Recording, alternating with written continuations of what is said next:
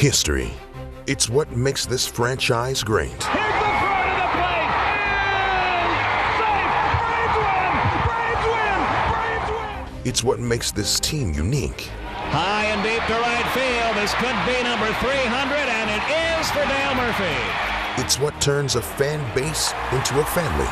Home run slam ends it for Atlanta. This weekend, we celebrate that legacy. It's gone. A home run for Chipper Jones. Another spectacular catch by Andrew. Reminisce with old friends and relive the best moments of this storied ball club. The team of the 90s has its world championship. Because in the A, we know, once a Brave, always a Brave.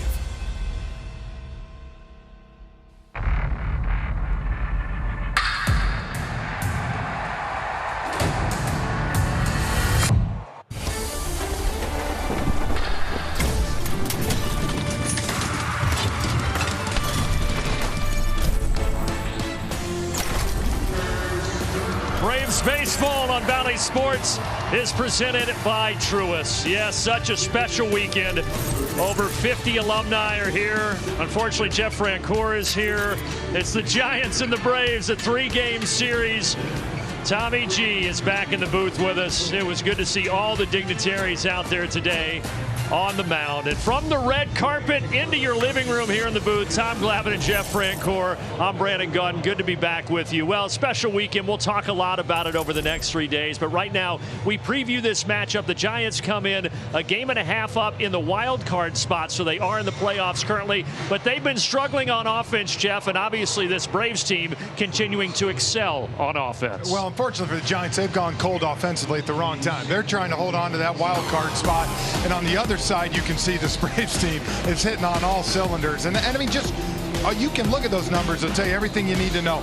Braves won a huge advantage to home runs. Giants do not hit a whole lot of home runs. The Braves, a lot of power. And then for the Giants, Tom, tough test for them having to face Spencer Strider first night in. Well, if your offense is struggling, you're not exactly going to see the guy you would think you would want to see to go out there and get things going. Spencer Strider's had a fantastic year, obviously. Had a really good start his last time out. Looked a lot more comfortable. Was a lot sharper. His sequencing was on spot. So I think you'll see him to go out here tonight and continue to build on that and continue to give these Giants hitters fits. And the Braves coming off the sweep of the Yankees. Last 2 games, the Braves shut out the Bronx Bombers. So the pitching and the hitting is in sync right now for the Atlanta Braves. And what is tonight, Jeff? The Friday Night Showdown with Tommy G, presented by Kaiser Permanente. And we'll have it for you. It's coming up next. Braves and Giants on Valley Sports.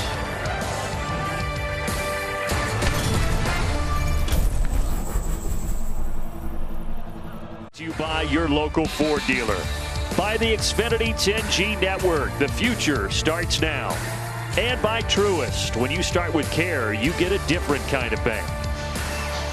Alumni weekend here at Truist Park. The Giants in town for a 3-game set, and all eyes on number 99 Spencer Strider as he takes the mound. And for more on tonight's starter, let's go down to Kelly Kroll. Thanks a lot, BG. Yeah, Spencer Strider looking to build off his last outing, those 7 scoreless against the Mets. And coming into this evening, he will be in uncharted waters from here on out, throwing the most innings he ever has in his career, 139 1/3 frames pitched coming into this evening. But according to Snit, he said it's not even on Spencer's radar.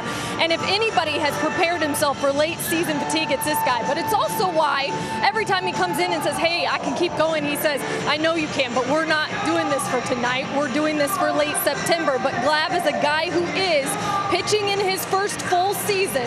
What do you think some of the focus or hurdles will be as he looks to extend his workload from here on out in his career? You know, I worry less about the innings, so to speak. I mean, obviously that's a concern, but listen, you're going to have to learn how to do it sooner or later. So no time like the present, but I think the longer this season gets and the hotter it gets, I think some of the dog days of the summer are the days they got to worry about a little bit. Well, this is the lineup that Strider will worry about tonight. The San Francisco Giants lineup presented by your local Toyota dealer. Again, it's a lineup that earlier in the year had some success, but over the last month plus it has been struggling. Lamonte Wade Jr. will lead it off. Welcome back, Thomas. Hey, it's good to be back. Yeah, it's good to see you over there. Yeah, I'm here to just kind of give you guys a little bit of break from John. So off we go with a strike and a fastball from Strider. Yeah. Smoltz was here for the sweep against the Yankees. He talked a lot, though, about his 3-0 record here in the booth. So. You could have stopped there, Brandon, and just said he talked a lot. But I do appreciate my pencil sharpener. It's fantastic. So that's exciting. You're on a roll early, Tom. It's great to have you back. Levante Wade fouls this one off. A ball and 2 strikes. Well, we showed you the numbers for Spencer. Last start against the Mets, one of his best, if not the best of the year. 7 innings, 3 hits, no runs, 6 strikeouts. He was dominant in Game 2 of the doubleheader on Saturday. And he's dominant here to start. He gets Wade Jr. on the slider.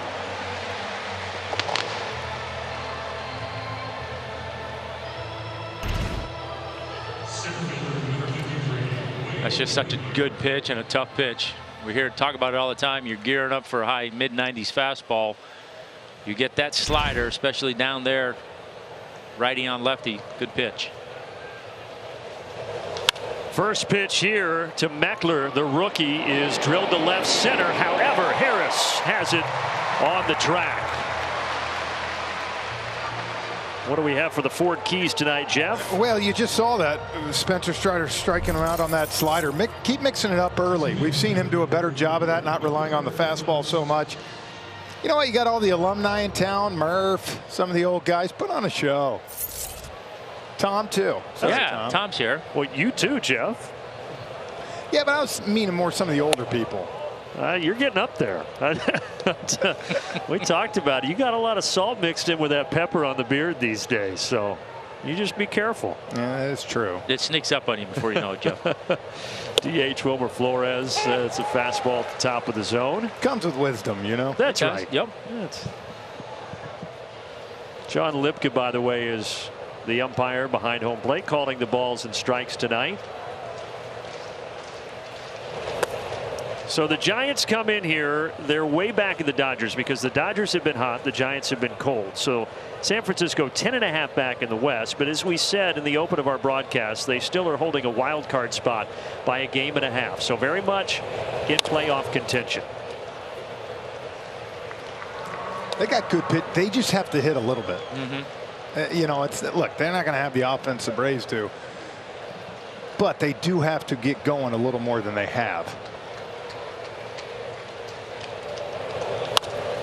Well, their hitting is not getting going here in the first inning.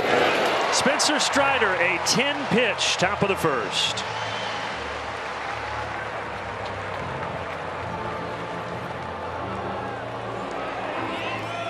Presented by our friends at your local Toyota dealer. Ronald Acuna at the top. Harris still batting second with Nicky Lopez down in the 9th spot in the order with Ozzie Albies on the IL with the hamstring tweak. And on the mound for the Giants, Alex Cobb, 35 years old, made his first All-Star team this season. However, since the All-Star break, he's been struggling a little bit. 6-4 in the season. When he's on, he gets a lot of ground balls. Sinker, curveball, changeup. Gets ahead in the count okay. Has a hard time finishing guys off. And for a team that doesn't strike out a lot, that's going to be a tall task. No strikeout here. First pitch that Ronald sees. He laces through the hole on the right side for a single. You know, teams like the Giants guys have been watching this all year on TV. You got to think they get here. Okay, we're going to get this guy out. Nope. First pitch, here you go. It's the biggest difference, man. Just that swing. Wasn't trying to hit a home run. Just knew that. Look, a guy against like Cobb with a good changeup, good off speed. You can't get big. If you get big, you're going to have a long night. Harris swinging and missing there on the splitter, which is a pitch that you will see frequently from Alex Cobb. Yeah, predominantly sinker changeup. Mix in the breaking ball, the curve ball. But this is the last team that the Braves have faced. They have faced everybody else now. They play the San Francisco Giants for the first time, and then we'll see them again in short order out in San Francisco next week. And it is Kai Correa, the bench coach, managing tonight. Gabe Kapler, their normal skipper, serving a 1-game suspension. Got that suspension because he returned to the dugout after being ejected in the 4th inning Tuesday when they played Tampa Bay. So Correa is calling the shots tonight. He returned to the dugout? He came back. You can't come to the dugout after you're ejected. Pulled a Bobby Valentine, did he? Yeah. Yeah, that's what I'm saying. He came back during the game? Yeah, during the game. But he wasn't wearing Bobby Valentine's secret mustache. Harris to right center. That drops. Ronald's heading for third. And they're at the corners to start.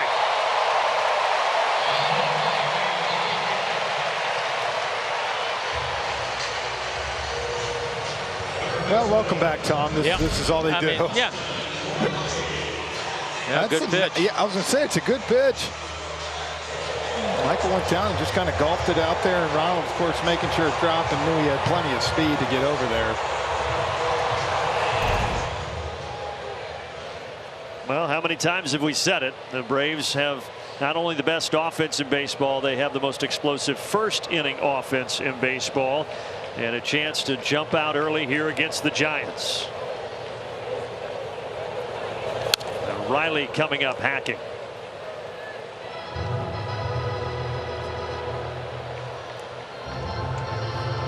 Alex Cobb, though, said he wants to try to simplify things tonight. Since the All-Star break, again, he made his first All-Star team, and over his last 5 starts, a 6.58 ERA.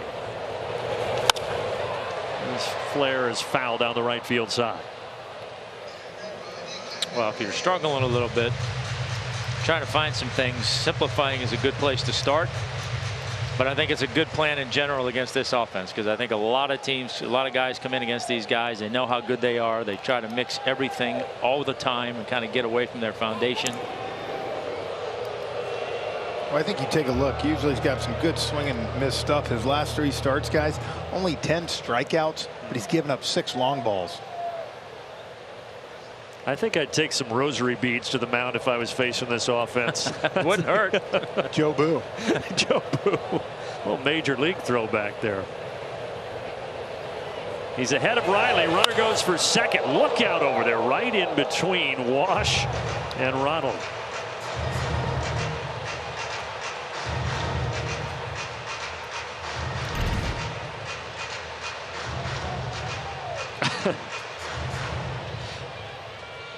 Get Wash so smooth.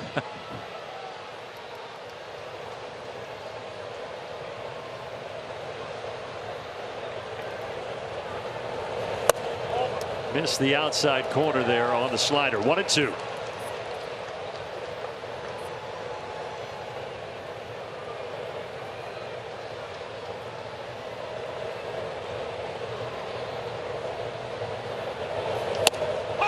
Called strike at the top of the zone, and the first out in the bottom of the first. Yeah, I think you got Austin Cott looking for that slider again.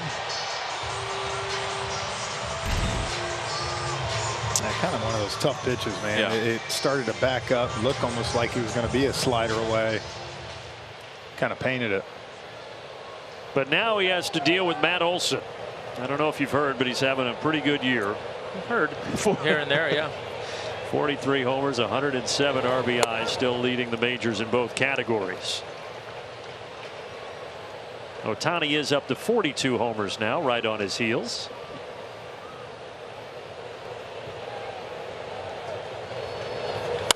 Ground ball to short. Bobbled though by Crawford, and they're only going to get one. Well, it could have been a 6-4-3 inning-ending double play. Instead, Atlanta's on top 1-0. Yeah, caught a break. This ball kind of, it was hit pretty hard, and it bounced off that mound on that skip and kind of ate Brandon Crawford up.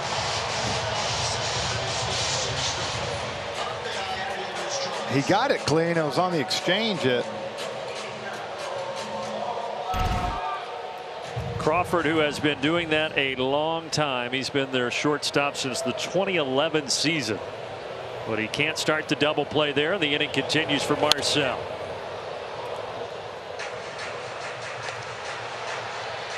And that's where the Braves have been dangerous as well in so many other categories as well. But giving them extra outs, more times than not, they take advantage of it. Marcell Ozuna, a 14-game hit streak, longest active in Major League Baseball. Tell you what, if Alex Cobb can get out of this inning, though, they got to feel like that's a win after watching this offense with first and third and no outs in the heart of the order. But he's got to get Big Bear. It's tough to get the Big Bear. He's been in a zone. Fouls this one off. 1-2. Glad, what did you used to recognize when you saw a hitter like that? Like right now, he's fouling every ball up the proper way, hitting through it. Did that always make you kind of change up what you did? Yeah, I mean, I think a lot of times it'll tell you. I mean, obviously, I think with Marcell, you got to continue to make him conscious inside. I think you see him trying to go that way. Maybe you take a shot at something off speed away right here. Line drive up the middle, and it's a 15-game hit streak for Marcell Ozuna. Not a slider down the middle, though. Yeah, that's what I was going to say. Yeah, he's lucky Marcell didn't deposit that into right center field out of the park. Tell me, you can't throw Poppy that pitch. Yeah, he's lucky that ball went hit out, honestly, if it was a little bit higher up. But look how he stays through that. The weight transfers beautifully. He's not trying to pull the ball. I mean, I'm telling you, for the most part, besides that 2-week stretch before the All-Star break, he has been doing this now since, what, May 2nd in Miami. And now Eddie Rosario with runners at first and second. And he takes a strike on the splitter. Eddie provided the only offense in the final game of the series against the Yankees on Wednesday, a 2-run homer, and that was it. Braves would get another shutout, their second in a row against New York.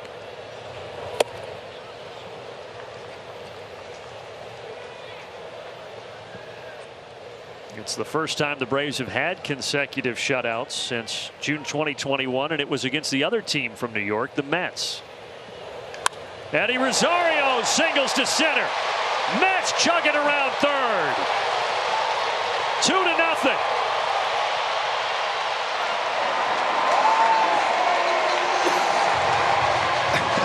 Not only that, Brandon, have you noticed in the last couple weeks, Marcell's around the bases like he's Ronald out there all of a sudden? A little ambitious. He's literally just going. Well, that's a mistake to a guy like Rosario. You can't throw that pitch anywhere close. And he lines it up the middle. Watch Marcell. He just, I'm gone. The thing is, he stopped at second base for a moment, too.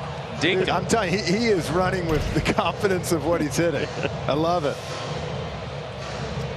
Well, Eddie has been on a roll. 6 runs driven into the Yankee series, and now an RBI single here in an early mound visit. And here comes that first inning offense yet again.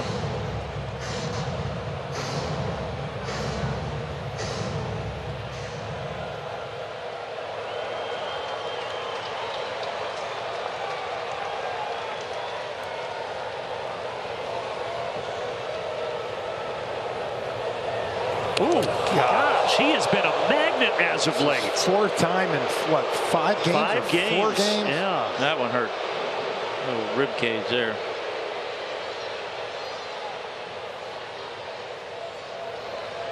So the base is loaded, but just concern right now for Sean Murphy, who has been through the ringer. Let me tell you this, guys, at some point, if this continues to happen to Murphy, he's going to go postal on somebody.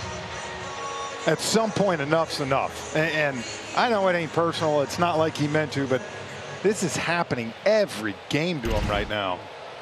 He's still happy. He's smiling it off. Right, he's good so far. But Glad, you said, I mean, right in the ribs. Yeah. And that's where he took one a few games ago. Let's see if Orlando can make San Francisco pay.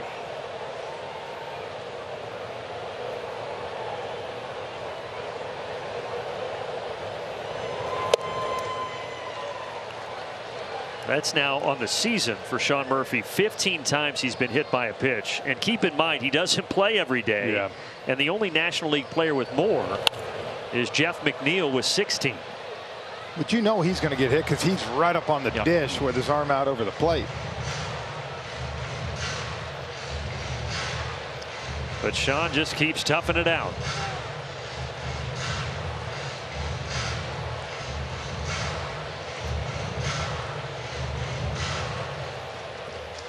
2 already in for Atlanta, and now a chance to tack on even more. Orlando grounds it. It's taken by Estrada, and he retires the side. But already 2-0. The first inning killers strike again.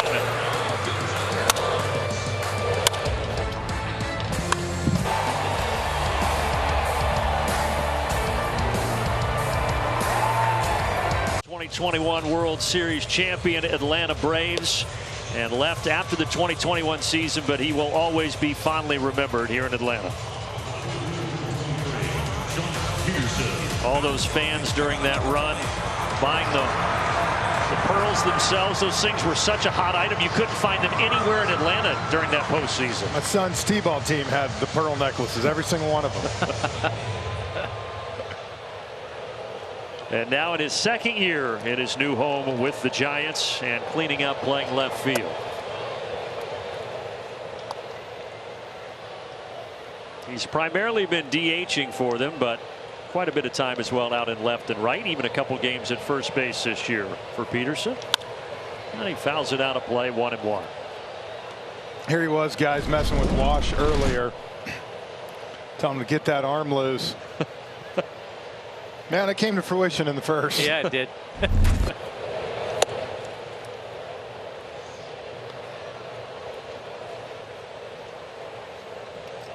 Seemed like just a fun guy, though. I wasn't around him, obviously, when he was here, but a guy that quickly became a fan favorite for those few months.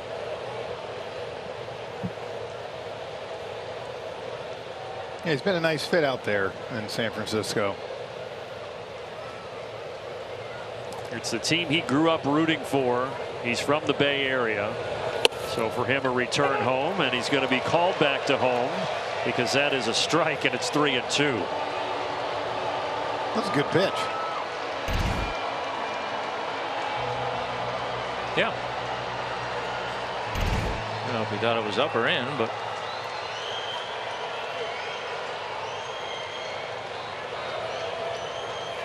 And the payoff from Spencer, and he strikes him out. 99 from 99.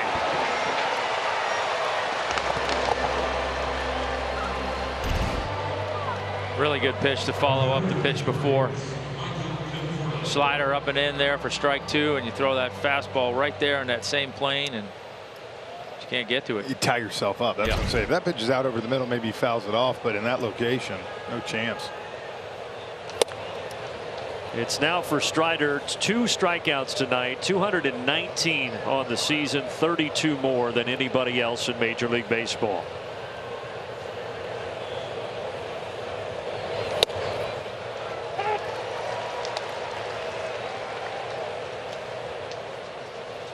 He is still on pace to break the Braves' modern era record for strikeouts in a single season, set by John Smoltz in '96 when he won the Cy Young.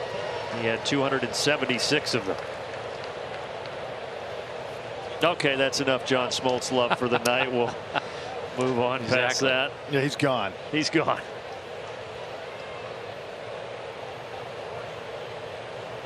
And Strider a chance at another strikeout here. Michael Conforto down 1-2.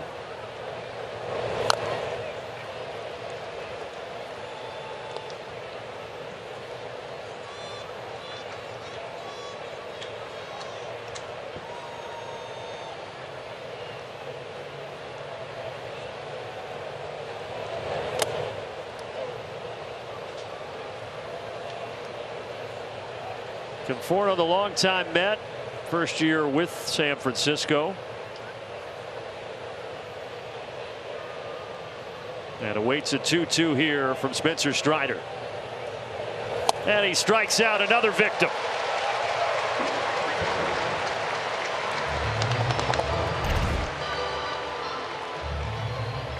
Yeah, similar pitch to Peterson.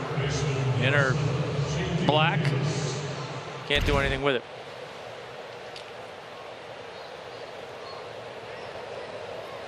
So picking up where he left off against the Mets on Saturday. He struck out 3 of the first 5. And now he faces J.D. Davis.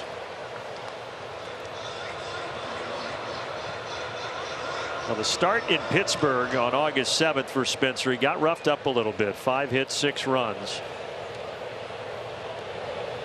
But now we're getting back to seeing the Spencer that we saw a lot earlier in the season. Yeah, Gerald Perry came up to me here, one of the old Braves, said, yeah, when Spencer's going well tonight, don't say he's going to strike out 15 like he did in Pittsburgh. He was like, he didn't get out after you said that. I'm like, yeah, I got you, buddy. I remember after that broadcast, you said, well, I won't be doing that tomorrow. Yeah, I'm done with that one. God, it looked like it the first 5 hitters of the game. A chance at another K here, and he got it. Strikes out the side. Strider in a zone. Jock Peterson. Michael Conforto. J.D. Davis. Good morning. Good afternoon. Good night. It's been so good here at home. Our Xfinity Game Changer feature. If you break it down to just these last 9 home games, an 8-1 record, and the team hitting .311. Yeah, and they've homered in all 9 games, out-homered their opponents 23-7, and the starting pitching's been real good too. 2.92 ERA in those 9 games. So hitting, pitching, homers, it's a good formula. Everything is in sync right now. Over those last 7 games, up in New York against the Mets, and then here against the Yankees, Braves just dominant. Yeah, you see those numbers and your Giants coming to town. Are you like, oh gosh? This is a tough stretch for them. After this, they go to Philadelphia, and then they face the Braves out west. And when you're a team right there, kind of teetering on the brink, struggling, just hanging on to a wild card spot, this is a big 9-game stretch for them.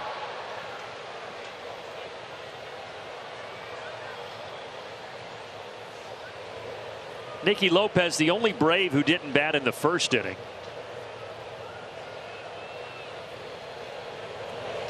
And he's late there, and he goes down swinging.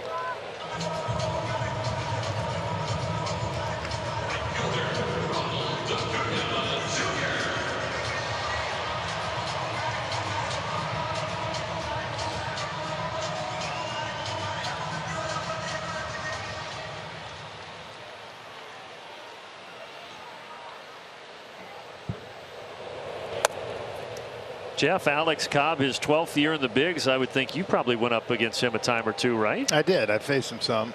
I don't know the numbers. Are you setting me up? No, I'm actually not. I don't have them. That was Tom. Did it sound that way? It sure did. Yeah. Would you like to know them, Jeff? I don't know. Maybe. I actually don't have them, but it is his 4th career start against the Braves. He had 1 start when he was with the Rays, where he began his career, then 1 with the Orioles, and now this is his 2nd start as a Giant against Atlanta.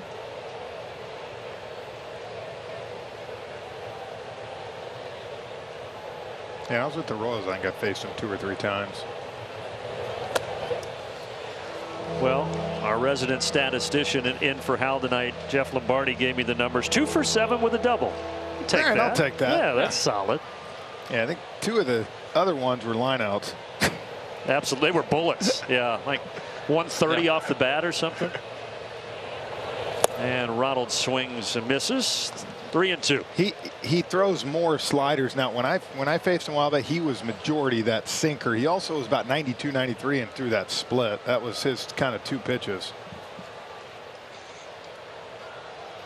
Got to remember, he learned under James Shields and Jeremy Hellickson down there in Tampa. They all threw those changeups. This came in on the hands of Ronald. Kind of an awkward take there for Crawford, but he does make the play. Yeah, Cobb was drafted by the Rays in the 4th round in 2006, and about a decade ago with Tampa, he was considered a rising star on the mound, but injuries really derailed him. From 2013 to 2015, he had Tommy John and had some shaky years, but an all-star campaign this season for San Francisco.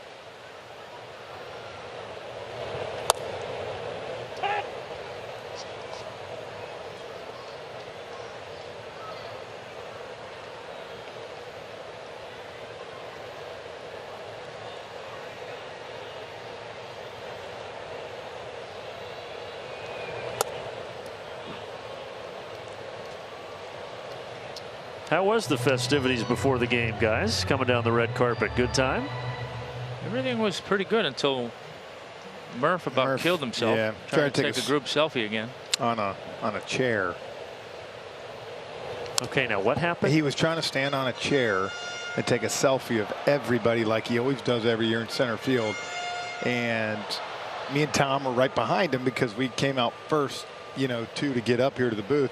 And we pretty much had to go get. He almost fell backwards. Yeah, he was going back on the pavement.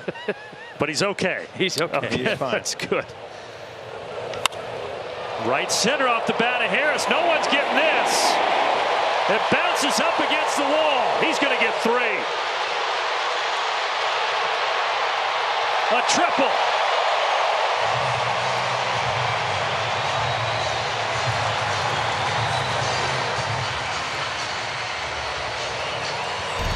Well, he's halfway to the cycle. Got the hard one out of the way, and that ball has no business being hit where it did. No, that ball. I mean, look at an off-speed pitch, and him kind of just flip his bat at it. At the end, though, man, I'll tell you, it almost scared me for a second. He got stuck when he slid, and J.D. Davis did not put the tag on him. He put the tag on him right there. Look at that.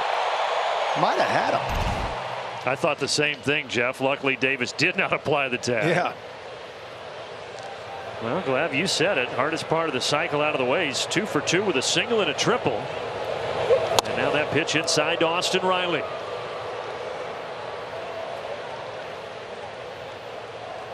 See if he goes slider away. See if Austin drive in that right center gap.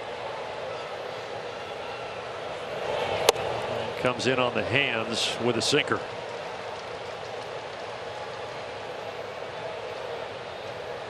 Third triple of the season for Michael, 6th of his career.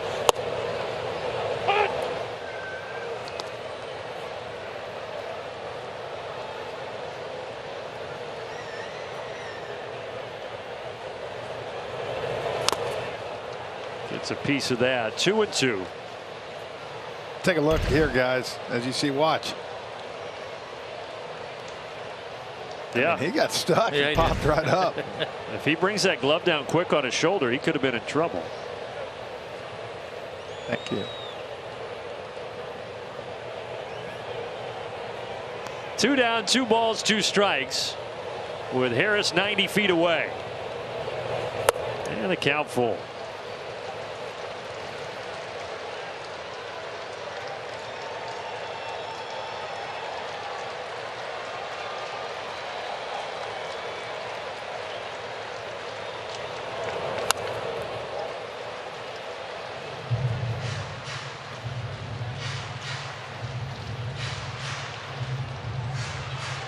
Braves getting 2 home in the first and now trying to add on here in the bottom of the second.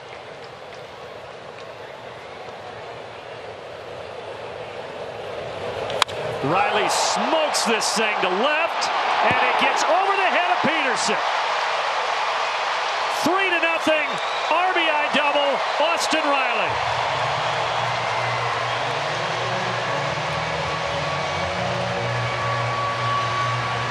Brad, we have talked night in and night out the last month now. The 2-out RBIs by this team. He gets 2 guys ahead, 2 quick outs, and then you give up a double and a triple like that. Yeah, well, I think that's the big thing, right, with this offense. Their quick strike ability is just off the charts. And whether it's a 3-spot or a 5-spot, or to your point, 2 quick outs, and you're thinking you got a chance for a quick scoreless inning, and then the next thing you know, boom, boom, giving up a run and you're back in trouble again. It's crazy. And just no breathing room for opposing pitchers. Harris triple, Riley double. Now you got to deal with Olson. Weekly grounded to Estrada, though, and that will end it. But the Braves with another run, 3-0 after 2.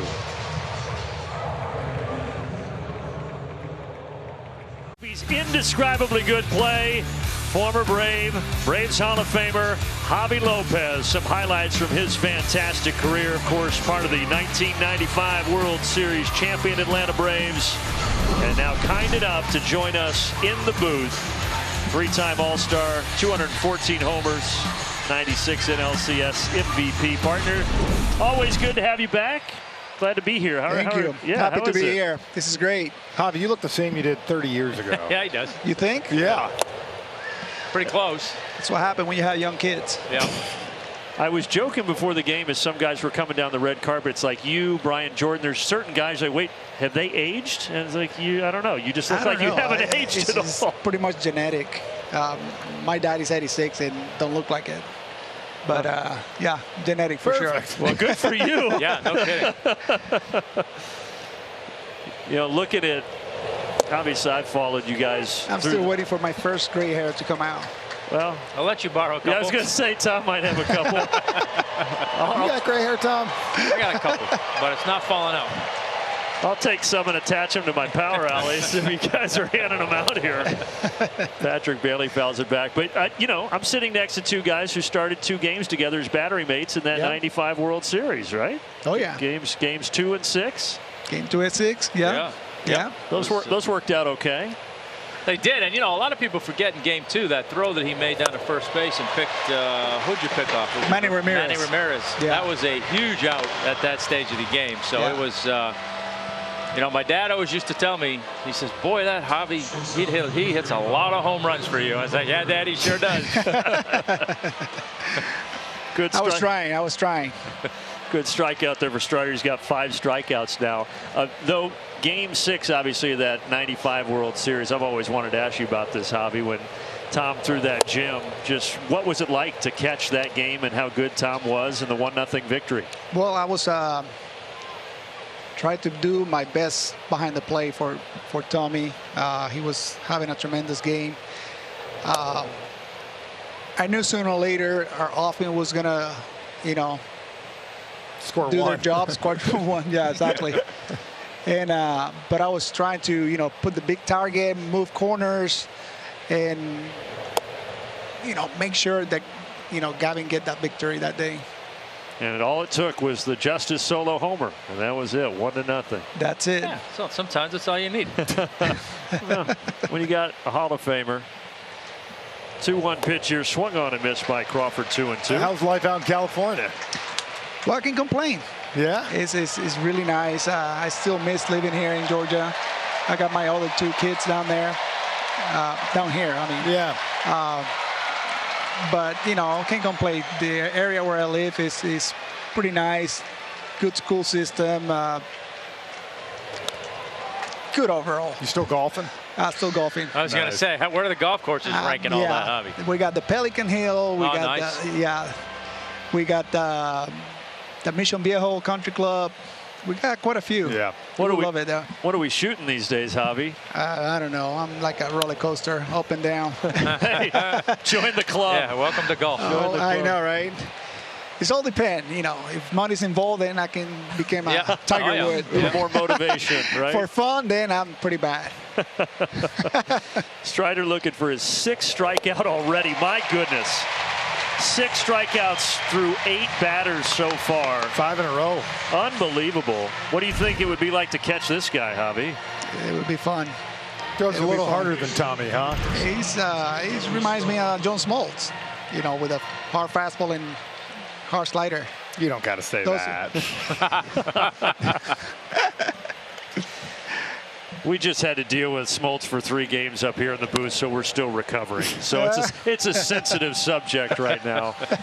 Oh, man. What's this time like for you, though, coming back, seeing all the familiar faces, guys like Glav? How neat is this? Yeah, it's totally. I mean, I haven't been in this alumni weekend since 2018. And now they have the parade. They have the red carpet, something that I never experienced before, and it's pretty cool. Well, it's always great to have you. It's great to have you back. Thanks so much for joining us, Javi. Absolutely. Appreciate it. It's been fun. Thanks, buddy. Thank you. Javi Lopez in the booth with us, back in just a moment. Ozuna, who is our player resume tonight, brought to you by Indeed. So now it's a 15-game hit streak after the single in the first, and he has been really hitting well. You look at the numbers over that 15 games. Pretty good considering where he started. 091 in April and really picked it up in May and June. That's what I love, though. July 209 came back down to earth a little bit, but then got it going a little bit. And I'm just saying, when I came back July 28th, Poppy got going. That's true. And I don't think it's a coincidence, Jeff. I think there's really something going there. So Javi was a neighbor of mine before he moved out to California, and I had to take him to the other side because for the Giants tonight, Javier Lopez, the lefty reliever, is doing the game. So Javi went to see Javi. Yeah, and he lives in my neighborhood too, so they knew each other before he moved. Sharp grounder to Crawford. One away. A couple Javis in the house. Yeah. Great to have him up here in the booth. And I mentioned that 95 World Series, Tom, but you guys have to have a special connection going through that season together, I would think. No, for sure. I mean, look, he caught so many big games for me, and look, you got to give him credit. He obviously, 90% of those catchers make it to the big leagues because they can hit, right? I mean, let's face it, that's the deal, and they have to learn how to call a game and do all that stuff. And he worked hard at it. And he was a really good catcher when it was all said and done. And when you had that luxury of a guy that could catch and throw a little bit, and he could also hit for you, man. And there was a lot of pressure because y'all were built on pitching. Yes. And so, he was more of an offensive guy and really had to grind it out. Did a great job.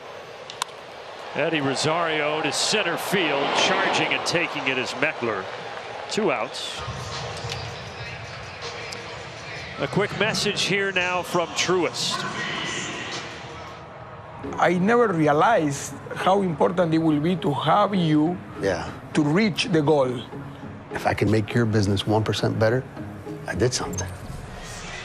We joked with Javi about it, though. It is amazing how good a shape he's in. Yeah, he's looked like that for 15 years. It just looks like he stepped off the playing field.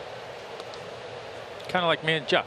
Yes, well, exactly. I would say you guys are in better shape. Yeah. It's just hard to compare. You guys are in a different stratosphere. I'm just trying to be kind to Javi. Tom's lost 15 pounds. Since the last time I was around here. Really? Yeah. I noticed it. Brandon told me you looked great. Well, I got a wedding coming up, Brandon. I got to get ready for it. I thought you looked great before the 15 time. Thanks, Brandon. Bobbled at third by Davis. And that will allow Murphy to reach here. Well, and this is a mistake right here because you got to know who's running on this.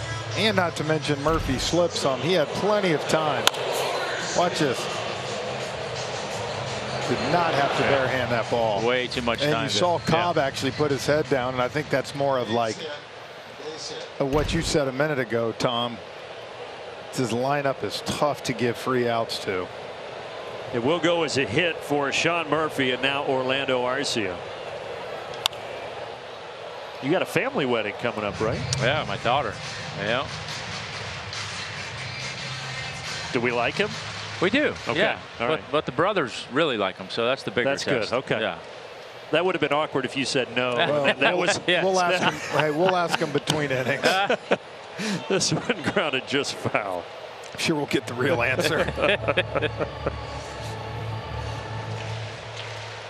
Where are they getting married? Stone Harbor, New Jersey. New Jersey? Yeah, he's a Jersey boy. We won't hold that against him. I was going to say, I don't hold that against him. Was he on Jersey Shore? No, thankfully. With Snooki? But we make him own that. Oh, Arcia goes down swinging, chasing the knuckle curve there from Cobb, and it's still 3-0 after 3.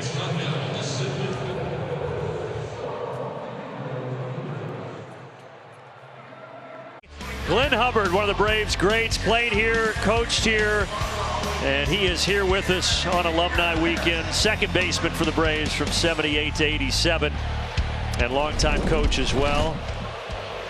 Well, Glenn, great to see you. How are you? It's good to be here. It's quite a team out there. You think? I mean, it's unbelievable, isn't it? I love watching them play. We've talked a lot this year, Glenn, about comparing this team to some of the Braves teams, and you obviously saw some pretty good ones, and it's hard to find a comparison for this offense especially. It's unbelievable offense, but we had 1 year we had 6 guys, I think, with 20 or more home runs on the team, so yeah, that's a pretty good offensive team. With the pitching we had, we were just killing people. Some good pitching tonight from Strider. 6 strikeouts through 9 batters so far. Well, you know, I saw one of his first games. He started it. I was with Columbia Fireflies, and he was with the Augusta team. And you could tell then this guy was special. Was he throwing that hard then, too? He just mowed our guys down. Just tell him to hang with it, guys. But he's got so much composure, and he's got everything you need. That's the first blemish against him tonight. He set down the first 9 batters. Now Wade walks here to start the 4th. There's a lot of reasons I like having you up here, but one is you got dirt on both of these guys. I mean, you were in the same clubhouse with Tom and Jeff. You got to have something on them, right? I've got nothing on them. Come on, Glenn. There's nothing really bad to say. You're saying they were model citizens and model teammates? He didn't say that. my favorite. I wouldn't say model, but, you know, as a coach, you're not around the players as much. So if you had a player up here that played with them, maybe there might be a little more dirt. Hubby was the best because for some reason, you know, baseball players, we can't get signed right all the time. And we would always have a little thing where he'd look at him and he'd give us a little something if we were supposed to go, you know. So it was like we were always looking back at Hubby. Well, it surprised me. I won't mention the name, but a player got down to first and he says, "Hey, Hubby, stay close. I don't know the signs." And that's my first year up there as a coach, and I'm like, Yeah.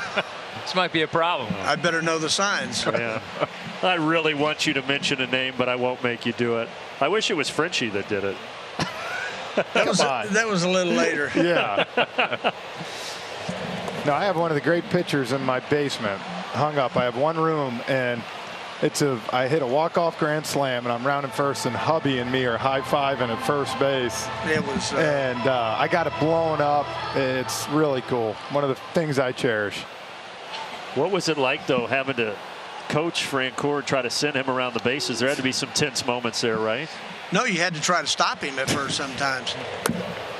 He wouldn't. No, he played all out. Sometimes I'd rather be aggressive. That's the one thing I tell my grandson: be aggressive out on the field. You know, make them throw you out.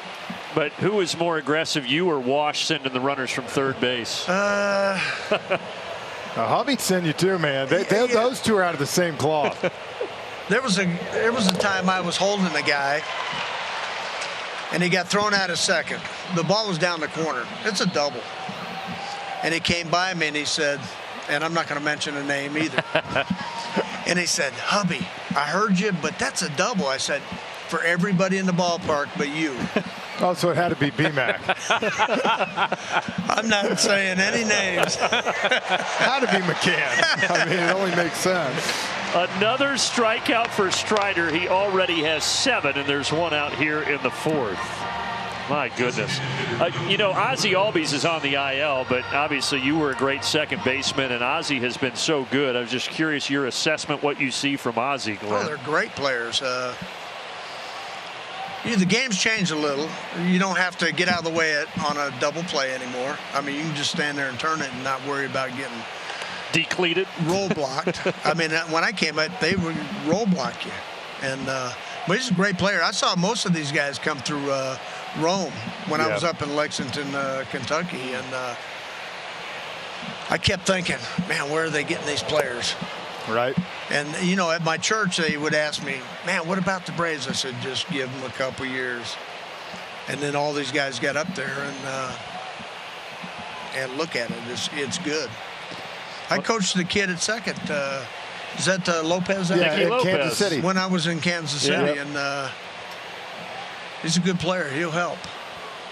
He's given him a spark, not only offensively, but he's been solid with his defense as well. Well, it's pitching and defense.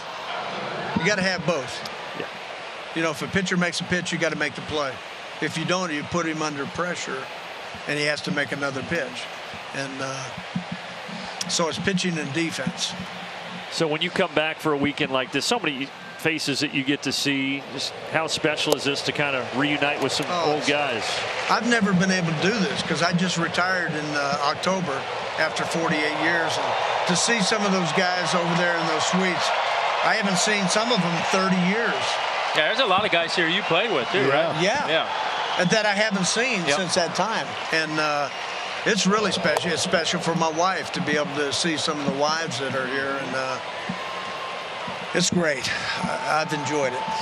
I know Snit was excited you came back. Well, I love Snit. Being with him in the minor leagues. Yep. I mean, you know, we had some good times. Those bus rides there were some good times. Yes, there were. As good as there can be on those bus rides. Yeah. Payoff pitch here. Strider looks for an 8th strikeout. Line drive, though, and there's the first hit of the game for the San Francisco Giants. What do you miss most about being on the field, hubby? I'll be honest with you. I haven't missed being out there 48 years. Yeah, you're good. I've been thinking about retiring for the last 4 or 5, or my wife wanted me to retire. But I still enjoyed it. I still enjoyed working with the young kids. And for me, I was an A-ball, which is the best. If you're not up here, A-ball is the best spot because the kids are willing to work. They're looking to work. They're hungry. Yeah, and you can see them get better.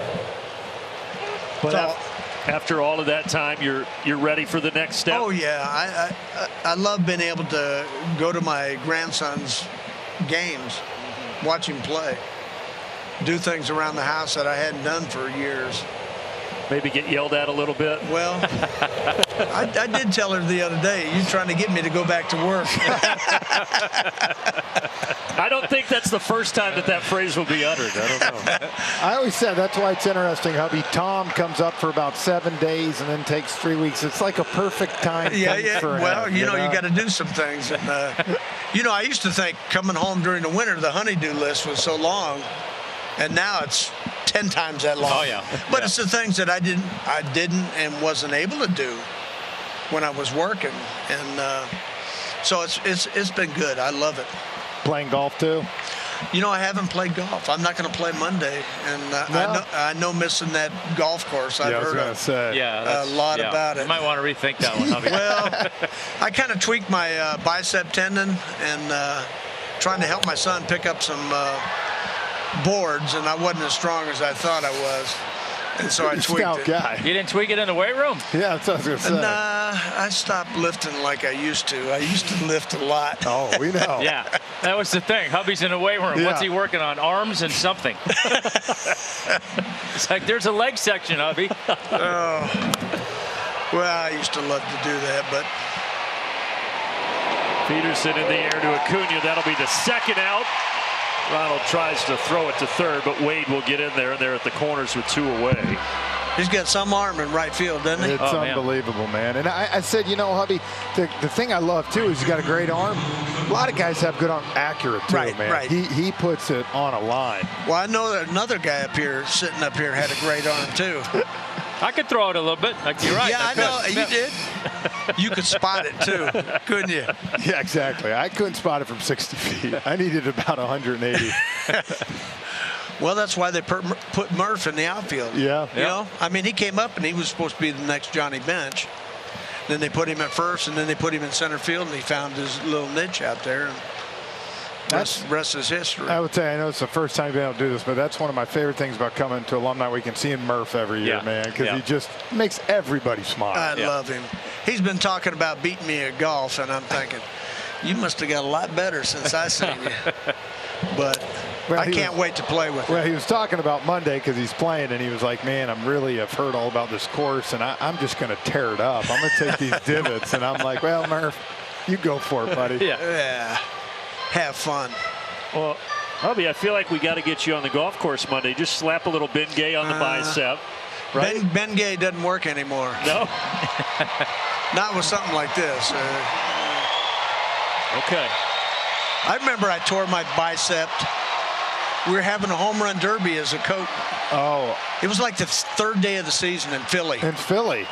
And Bobby wanted the coaches to have a home run derby. So it's probably nice and warm, too, right? It was cold. And Roger McDowell's out there throwing BP. And I take a swing, and I blew my right. I remember that. Bicep. We were shagging. I was out for like 6 weeks. Couldn't throw batting practice. Eddie hit a lot of home runs. That was fresh off his retirement. He was still ready. I was tied with him. I had one more swing. Well, Conforto has no more swings. 8 strikeouts for Strider. Glenn Hubbard, thanks so much for joining us. Thank you. Good seeing you, Hubby. Thanks, Tommy. You're the best, Great man. to see you. Yeah, Glenn Hubbard, we'll be back in a moment. Sports is presented by Truist. Alumni weekend. It's been a joy to have Javi Lopez, Glenn Hubbard up here. We'll still have a couple more guests as the game goes on. And through all of this, Braves leading 3-0. And guys, how about Spencer Strider? 8 strikeouts through 4 innings. I'd say he's picked up from his last start pretty good. Man, you know, you get the feeling, and Tom, you can say this because you had outings like that where when the really good ones get going with their ace stuff, there's just not a lot you can do offensively. No. There's not. Even a great offensive team, there's nights where it's just like, we're going to wear this one. Yeah. And the Giants finally got a couple of base runners. Their first hit of the game. Got a walk, but Strider bounced back to get out of it. And now Nicky Lopez leading things off here in the home half of the inning.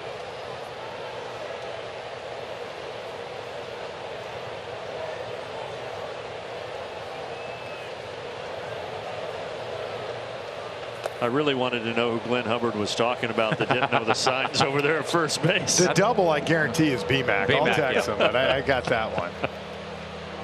Hubby was one of the hardest workers, man. That's why I said, really, he's cut from Wash's cloth. Like I was going to say, he was our Wash back in those days. Yep. Showed up, and it was all about baseball. Second baseman hitting into the other second baseman, Estrada onto first. What you think about, as he said it, 48 years to finally now get a chance to retire, come back to an event like this. And I know for you guys who were around him in the same clubhouse, that'd be great to see him.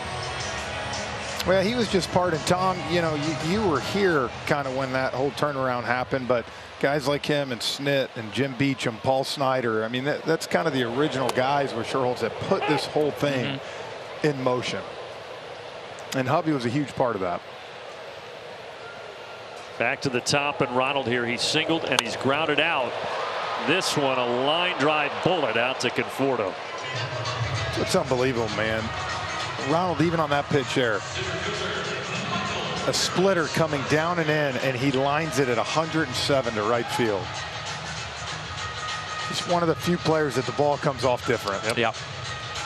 The outs are loud too for Ronald. And then there's this guy, a single in the first and a triple in the second for Michael.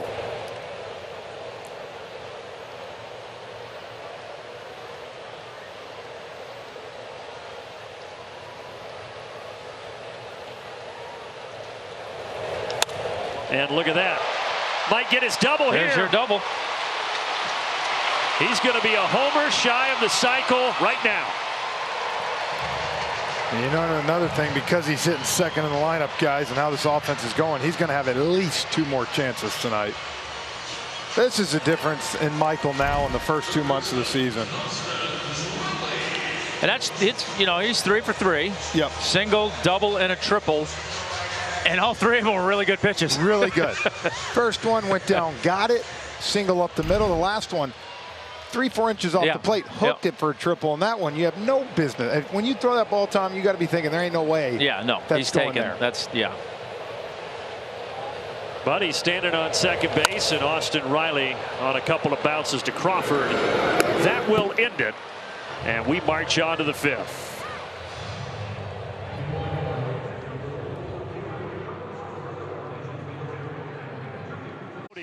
With the Braves in control, 3-0. Another guest in the booth. It's like The Price is Right. Steve Avery, come on down. You're the next contestant up here in the booth. Got too many lefties now in the booth. No. This is getting a little. Never have enough lefties. That's true. I don't know how I feel. And we got them jammed in the middle here with the righties on the outside. It's kind of backwards. Always good to have you back here. How does it feel? It feels great. It's always fun to come to see the guys again, and you know, just enjoy it. Look forward to it every year. But do you look forward to seeing your old teammate Tom Glavine? Especially Glav. Yeah. Is that at the top of the list? I mean, if not 1, it's 1A, I'm guessing. You know? Exactly. Now, I asked Glenn Hubbard last inning for a little dirt on Glav, and he didn't give any up. Now, I know he's a great guy, wholesome guy, but you got to have a Glav story in your bag, right? I do, but I'm not sure I can share them online, so or on air. All right, we'll save it for after hours. I got my question, Steve. I'm wondering, you know, what an athlete like you, you're still in great shape. You turned down the home run derby. I kind of turned it down, but I'm going to be out there pitching, so you just better hope it's not to you.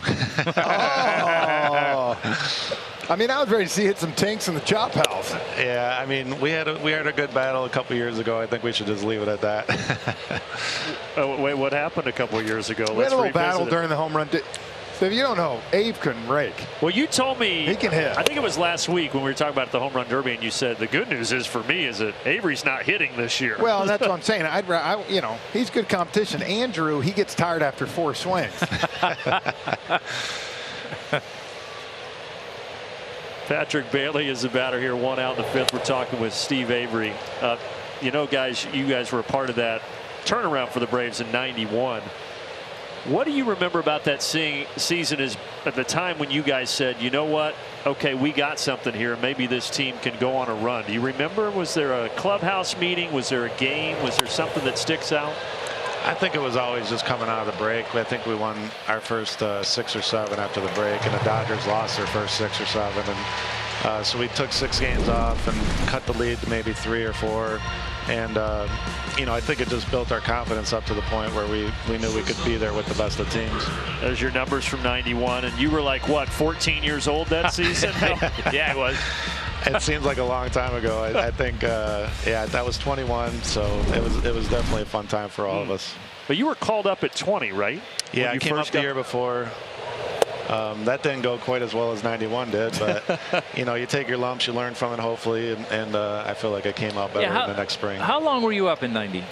I came up in June, so I got you know, I went 3 and 9.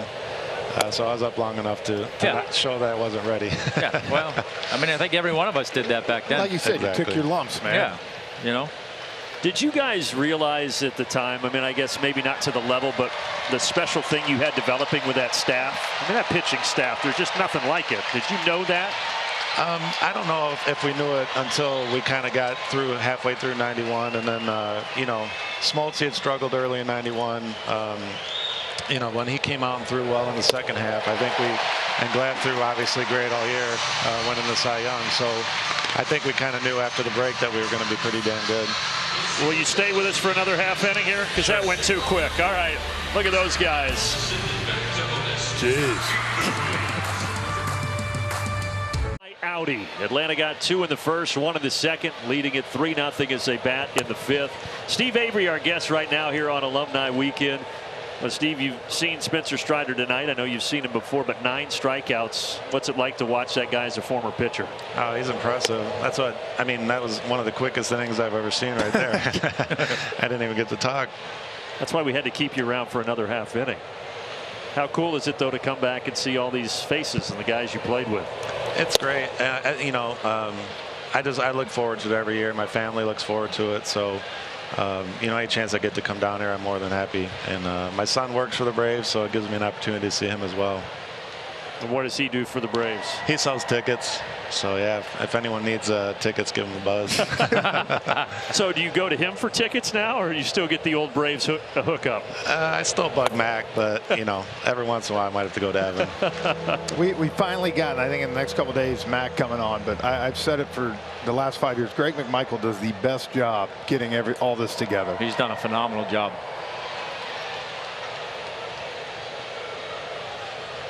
Alex Cobb here, still pitching for San Francisco to Matt Olson. And Olson sends this out to Peterson for the first out. I asked Glav, Steve, but what would it be like to face this Braves lineup? Pretty tough, right? Man, I don't know if I like that too much. I mean, we were just talking, you know, when we pitched, obviously the pitcher hit. 8th hole guy usually wasn't that great, so it almost kind of gave you a little breather in the middle of the lineup. But, I mean, now there's just no breaks in this lineup, and it's impressive to watch. Yeah, I remember watching those Braves teams, and you guys would come up. Now, Glav held his own with the bat, but sometimes I'd be like, oh, come on, just put the ball in play. What was it like, though, back in the day as the hitter when you were pitching? We had a lot of competitions, and, you know, Glav, I think, you know, probably led us in average, but I figured nobody remembers if I get a hit. I just wanted to go deep every time. I feel like Brandon kind of took a cheap shot at you, Tom, the way he set that up. I Made mean, it sound like basically Glab wasn't a good hitter, Steve. No. What type of hitter were you? I mean, you know, look, he's fresh off of 3 days with John, you know, and he knows. Yeah, I'm still recovering. He knows how good John was because John told him how good he was. So now he's kind of trying to ease his way back. My ears are still ringing. They're coming back down. Oh. So you're saying Smolty loves him some Smolty? Well, yeah, you guys played with him. I'll let you handle that. That's all. Eddie Rosario now with 2 outs and nobody on. It is different, though. I mean, you think about it with the pitcher going away from hitting and the way that changes how you approach a lineup. It probably is completely different when you get to the bottom of that order, right? Oh, for sure. Because even the 7th hole guy, you would pitch around him a little bit if you needed to, and you knew what you had coming up in 8-9. So, you know, there's no breaks now. I mean, you got, I think Michael Harris hit 9. I mean, that's a little bit better than me or Glav. Yeah, to Abe's point, I mean, you know, most lineups 7, 8, 9. You know, you figure that's got to be a pretty easy par. I remember when I went to New York talking to Tom Seaver, and you know, he would talk about breaking down a lineup, and that was always his thing. He'd be 7th, 8th, and 9th. That's 9 strikeouts, right? And now it's the rest of the guys I got to worry about. Yeah. You're not doing that with this lineup. 2-2 here to Eddie. And Eddie, little flare. Crawford will back up, and he's got it. Steve Avery, thanks so much for coming up to the booth to join us. Thank you very much. Really appreciate it. Steve Avery, we'll be back with more Braves baseball in just a moment. Let's get their feature. Look at this guy, Murph. Oh, man. Look at that, bringing it back. Super Murph. You remember all these plays, right, Murph? No, I don't. Yeah, I have my kids watch them every morning. That's what. That's how you now start it's my the day. grandkids. That's right. That's how they start their day. No, it's fun to see those. Thanks for throwing those up there. Yeah. And somewhere at the bottom of this should be Jeff and Tom saved Murph's life tonight. Are we going to get into that? Yes. Well, they brought it up earlier. Oh my! I'm afraid Nancy doesn't know yet. It was a bad idea from the beginning, but you went with it, and you know you got to let Murph do what Murph's going to do. So I guess every year I just tweeted my alumni selfie, and this one was dangerous. I was standing on a chair. Oh, don't worry. Hey, in a minute we're going to show it. I was fine. We got it on video. No, you don't. Murph, they have everything on video. Murph, everything's on video nowadays. All mics are hot and everything's on video. Trust me. Here we go. Here we go. No, are you? No. Whoa. I was fine. See, you guys were just nervous. There's some panic on your face. My heart wouldn't stop beating like crazy for about 10 minutes. Can't believe you got that. I think Nancy's probably just saw that. I wasn't going to tell her. Yeah, well, she saw it now. You know what, though? You redeemed yourself. Gosh. You got the picture. You tweeted it out. All is well. Anything for that alumni selfie. You know, Glab owed you that after he hit you a long time ago. Yeah, you know? well, I still haven't hit him.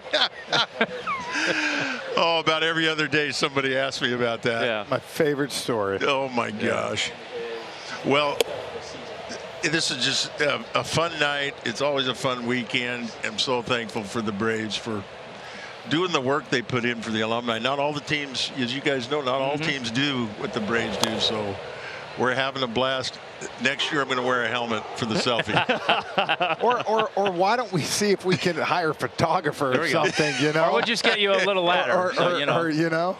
But it's not the same as when he takes a selfie. Well, that's fine, but let's find something a little safer. A little safer. Yeah. I'm all for that. I like that, Glab. One of those step ladders. Yeah. You never think you're this old. Well, you know, you think it's a chair. I can stand on a chair. Oh man, that was bad.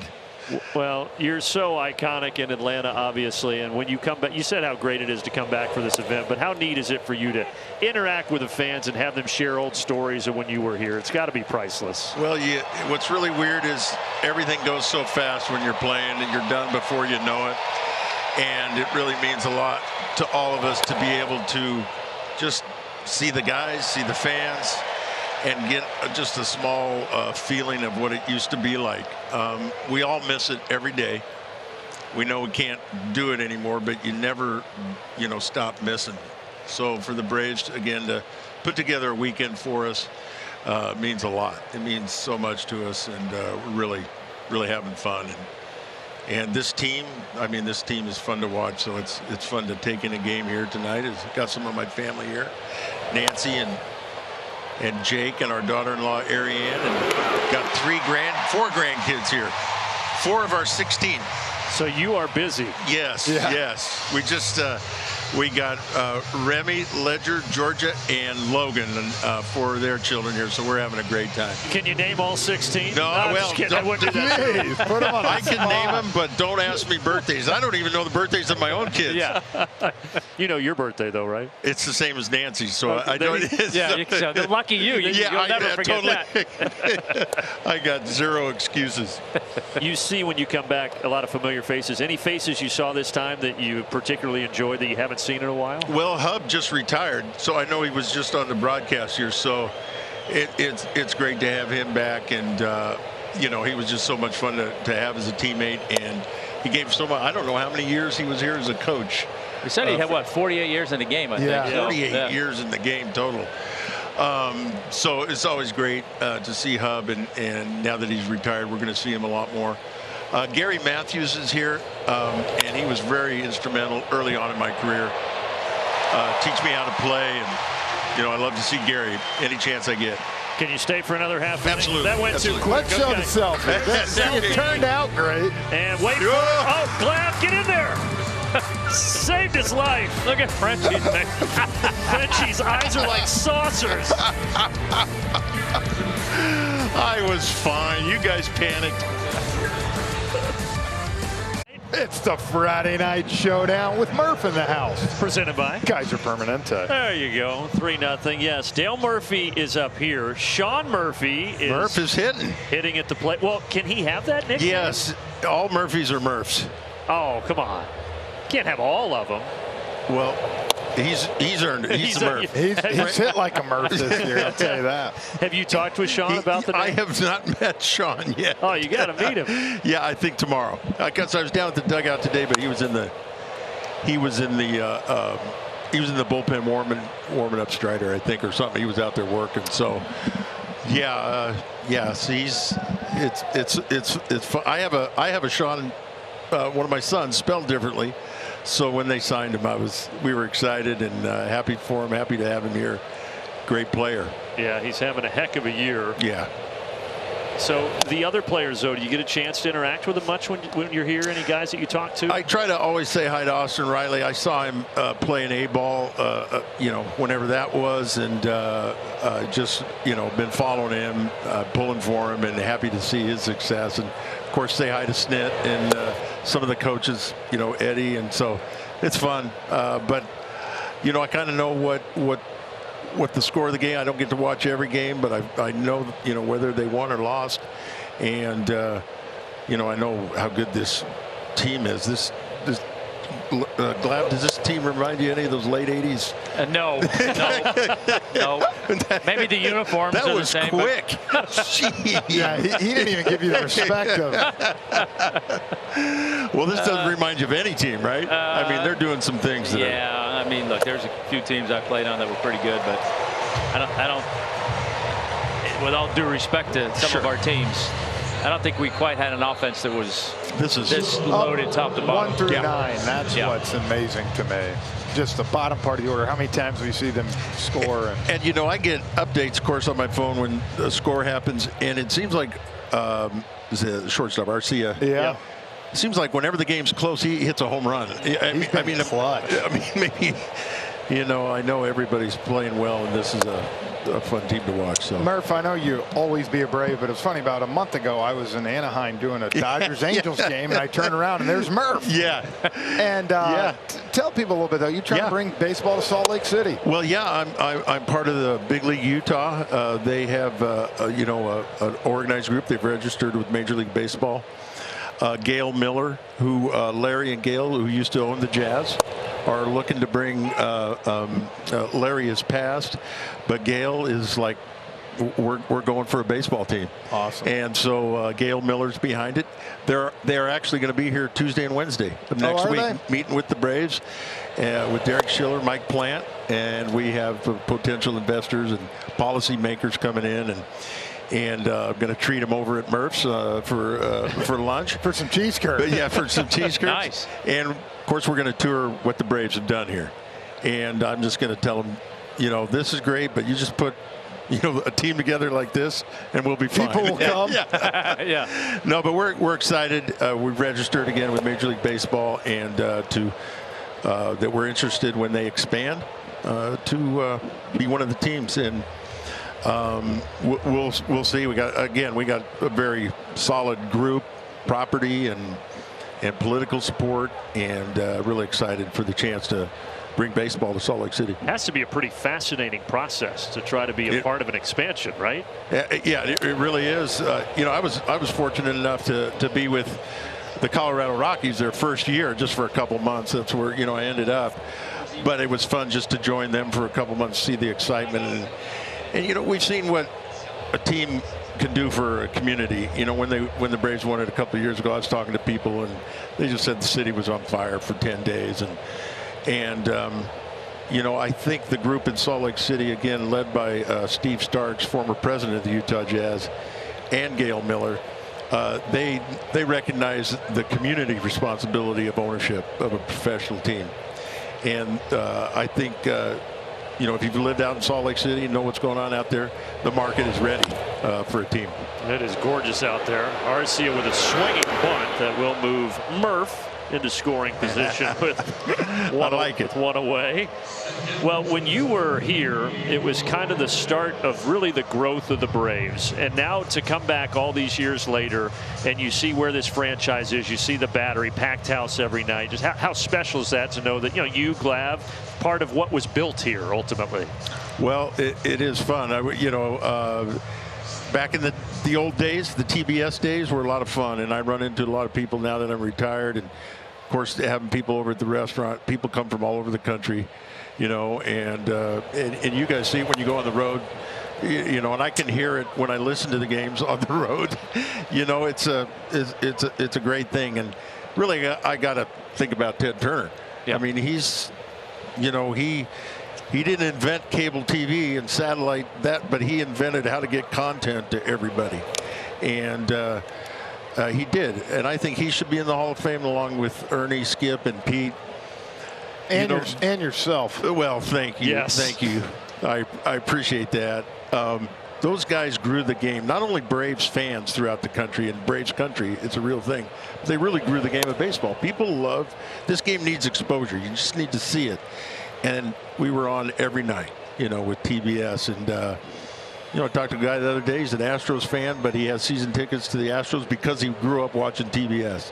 So it was a fun time to play. And I think this generation of leadership for the Braves has done some amazing things. We had a few dips and dives there. Glav was there, like I said, in the late 80s. But, man, it's, since John Sherrills got here and teaming up with Bobby, I mean, it's been a great run. And now what a job Brian Snitker and his staff do, right? They're just fantastic. Absolutely. It couldn't be more happy than Snit. He's kind of one of the old guys, been around forever with the Braves. It's always good to see him. And I was talking to Kevin Seitzer. I go, hey, Seitz, pretty good group to coach. He goes, for the last 5 years, I've said, 5 years ago, I said, that's the best group I ever had. And then 4 years ago, I said, that's the best group.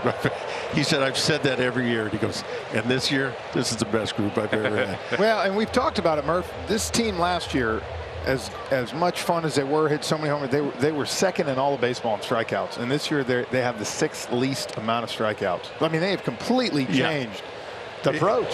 Yeah, no, they make adjustments.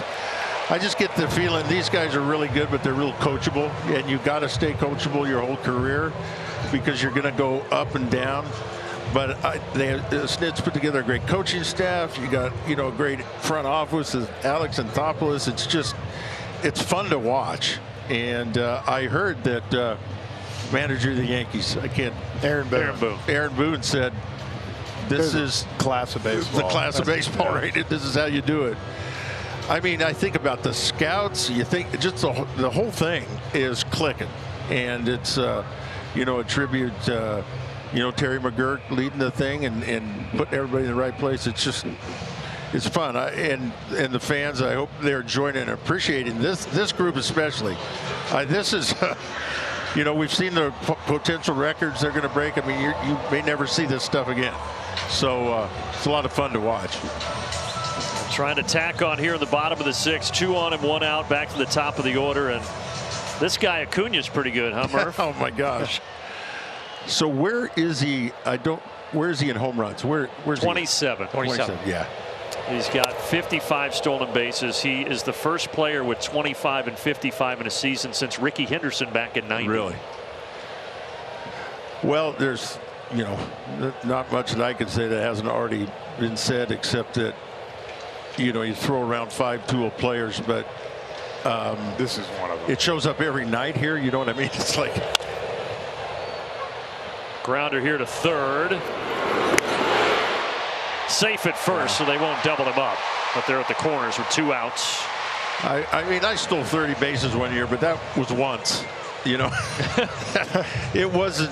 It kind of built up to that, and then guys started trying to pick me off, and things slowed down. But you know, it's going to be there every year with him. It's just with Ronald. So it's fun to watch. You know, he's a walking triple. Isn't that what they used to say about Ricky Anderson? Yeah. I think they're going to make a pitching change here. Murph, thanks so much for joining us in the booth. Thank you, guys. It's always great to be with you. A pleasure. The legend, buddy. Thanks, Dale Murphy. Glad you're alive, Murph. Thanks for saying.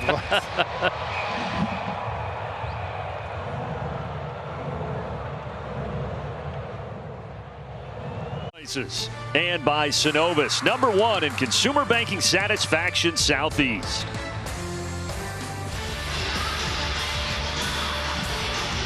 Braves on top 3-0. Our Xfinity Live look cam high above a sold-out Truist Park on Alumni Weekend. Thanks to Steve Avery, Javi Lopez, Glenn Hubbard, Dale Murphy for joining us here in the booth tonight. We will have more guests throughout this 3-game series. And right now the Giants turning away from Alex Cobb and going to the bullpen here, and Scott Alexander. Lefty sinker slider, 78% sinker, 17% slider, and numbers are real good for him with his slider. Hitters 2 for 16, .25 against the slider. And he's facing a guy who's having a really good game in Michael Harris, who has a single, a double, and a triple, a homer away from the cycle. And the last Braves cycle was against the Giants. It was Eddie Rosario, September 19th, 2021, against San Francisco.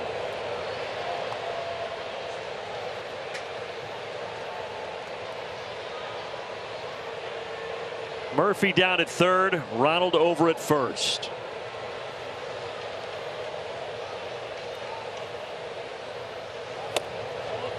Boy, do they come any better than Dale Murphy, though? How awesome is that guy? No, they do not. Is every bit as nice a person as he's rumored to be.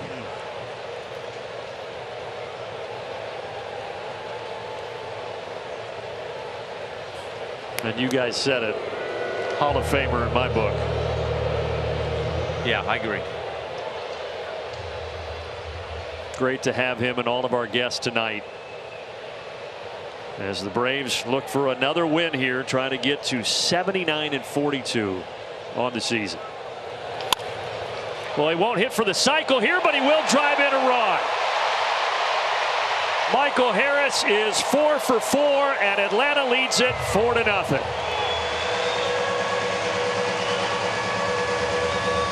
Well, maybe he'll go 5 for 5 tonight with the cycle. Yeah.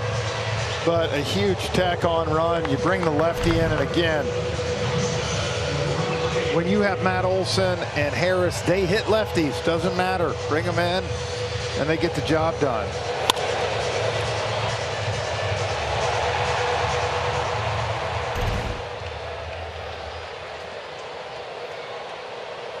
Acuna went to third, so they're at the corners, and now a chance for Austin Riley.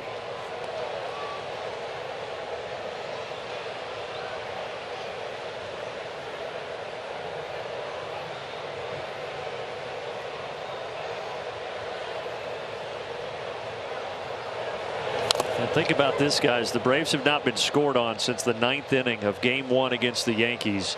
So that is now 24 consecutive shutout innings for the Braves pitching staff.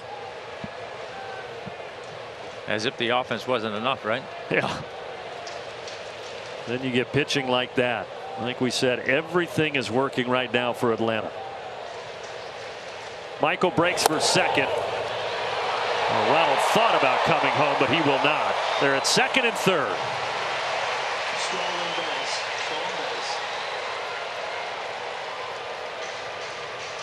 Man, this is what you love now. Because of this, you really put them in a bind. You can walk Riley if you want here, but you got Olson, who's one of the hottest hitters up, lefty on lefty.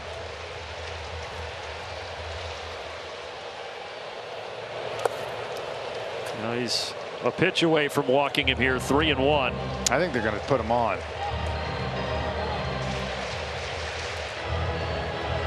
Rather than risk grooving a 3-1 pitch. Yeah, that's exactly what they'll do.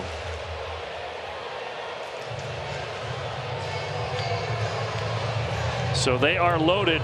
Time for our ruling the plate, brought to you by Burger King. And you know who rules the plate. Matt Olson, Austin Riley, home run leaders since July 1st across baseball. Sting, pick your poison right here. Yeah, exactly. And that's when you design this lineup. That's what you want. You're going to walk one, you get the other. Right center field off the bat of Olson. At the wall, and it's caught there by Meckler. Just missed a grand slam.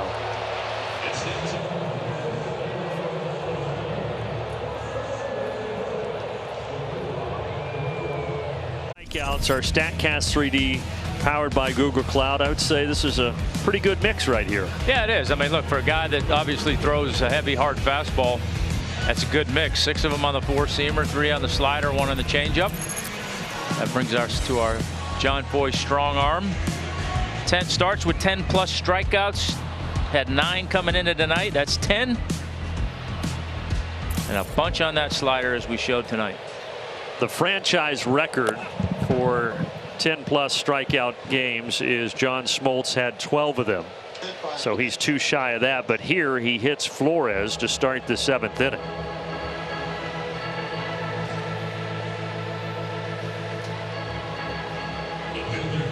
Well, there have been 3 base runners against him. Now Flores twice. He's singled. He's been hit by that pitch, and then Wade walked. That's it. That's the only traffic tonight for Spencer Strider.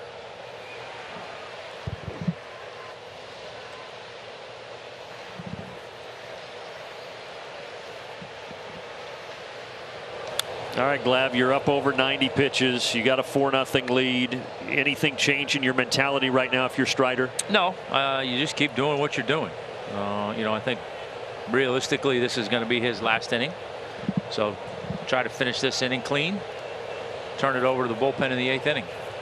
A bullpen that has been really good over the last couple of weeks. There's a strike to the former Brave, Jacques Peterson.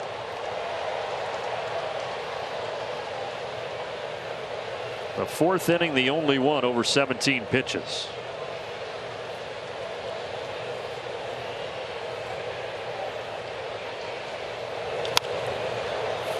Lazy pop. Orlando's out in the grass, and he'll take it.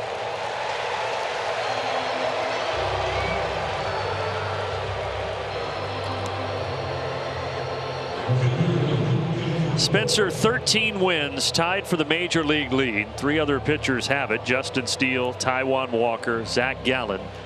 Strider with a chance to overtake them and get to 14 here tonight.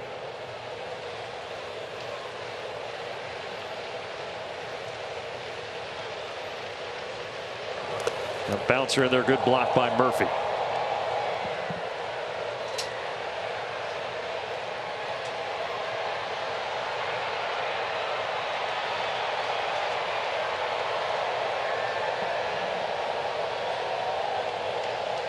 Conforto has struck out twice tonight swinging, and he watches that paint the black on the outside corner.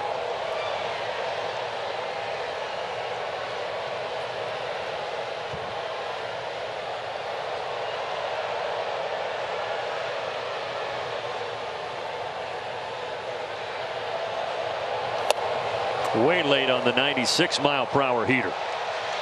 That's the other thing, man. His heater just has life tonight. You can see it the way it's coming out of his hand. The swings these hitters are taking, they're late. And then if they do try to cheat, they throw the perfect off-speed pitch.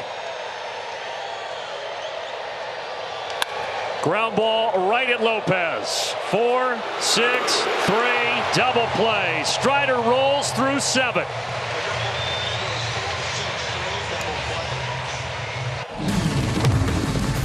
Welcome to The Stretch, presented by Synovus, the bank that helps you get there. Welcome into The Stretch, presented by Synovus. Nick Green, Trevor Scales here with you outside on the Battery at Truist Park. Nicky, Alumni Weekend is always special. You get to see some Braves greats come back and kick it, and above all else, everybody is having a ball, especially when the Braves put up a 4th spot throughout the early parts of this here tilt. It's easy to love this team, and it's easy for fans to come and say, okay, we just want to watch the ball game. Well, they come out in droves to see these guys, these alumni, and that's what I love to see about this. Every weekend we have this, you see the fan support just continue to grow, and that's awesome because the alumni support is incredible too. There are about 60 alumni here today. Obviously, you get to see some really good former players. Those guys are decent if you paid attention back in the day. But yeah, it's just a fun weekend all the way around. Glad to see BJ. Love talking to him and catching up. Murph's the best. We see Chipper all the time, so he's like old news. That's right. Yeah, it's just a really fun weekend. And by the way, John Schuerholz, give him a little bit of credit because he threw a decent little first pitch. He did, but then Dale Murphy, right? All the concerns in the world go out there because, brother, just stay upright. Jeff was not getting in there. No, he wasn't. Jeff was a little late. Jeff was just eyeing it and hoping for a mess, but everybody be safe at the same time. Exactly. But it's balanced, Frenchie. I can appreciate it. We got some more Braves baseball, though, on the other side of a quick word from our friends over at Synovus. Wherever potential leads you next, get there with speed. Get there with scale. Get there with a bank you trust. Synovus. Get there. Braves enjoying a 4-0 lead. Spencer Strider, he has struck out 10. Just 1 hit surrendered against the San Francisco Giants. And now Marcell Ozuna will lead things off for the Braves in the home half of the 7th.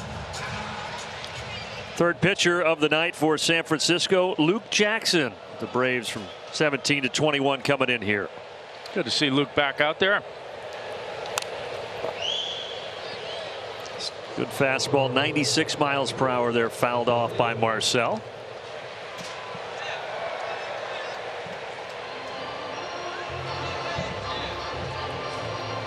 Did Marcell get a piece of the catcher Bailey there on the backswing?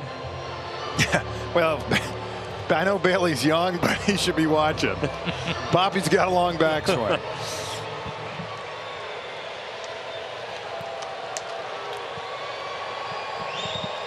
With a foul ball hit him, it wasn't Marcell's bat, so we'll give Marcell a break there. 1-1. I was going to say, just call Will Smith out in L.A. Well, Braves will see Will Smith and the Dodgers on this next road trip that includes the Giants, with the Rockies sandwiched in between. That's going to be a great one, man. That series, 2 hottest teams in baseball. It's going to be a long road trip, but a fun road trip. Culminating there in Los Angeles. Yeah, the Dodgers now at 74-46. They have run away with the West. The Giants now 10.5 back. But as we said at the start of the broadcast, the Giants still holding on to one of those wild card spots, but still 6 weeks to go in the regular season.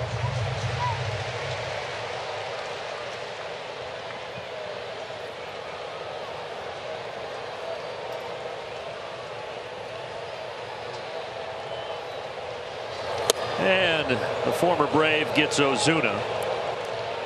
Good slider, 1 away, as we get a message in here from Georgia Drive Chevy. Chevy Silverado, the #1 selling full-size pickup in the greater Atlanta area. See your local Chevy dealer.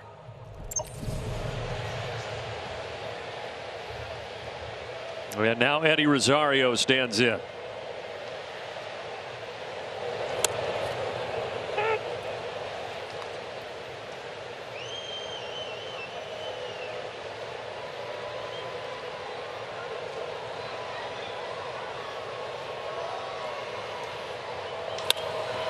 Rosario out to center field. He singled there and drove in a run in the first, and now he gets a single to center here in the 7th.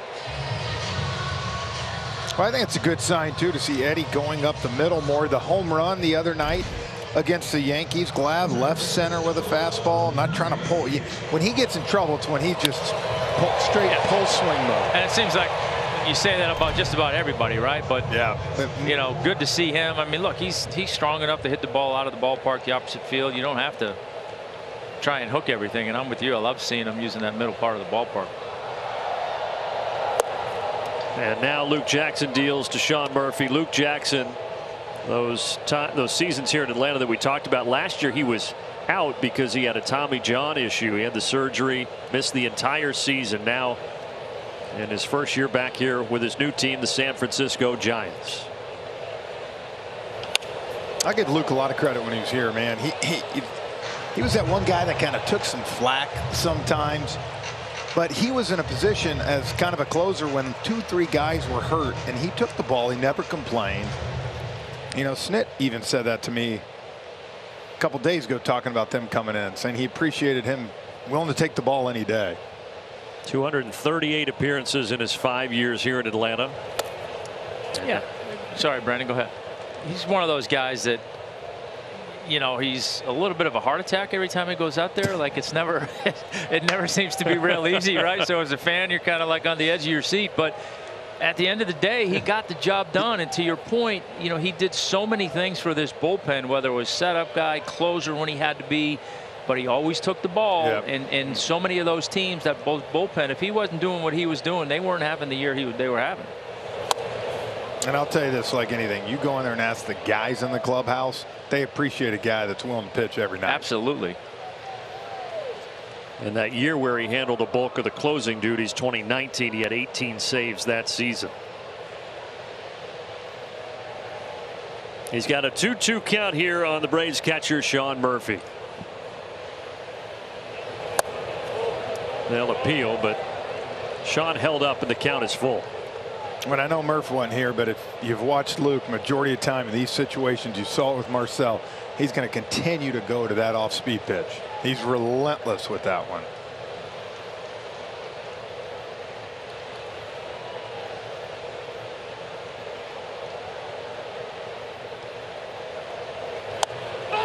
Oh, well, Luke got a gift there from John Lipka behind home plate. And that one backed up on him. Yeah, the backup slider.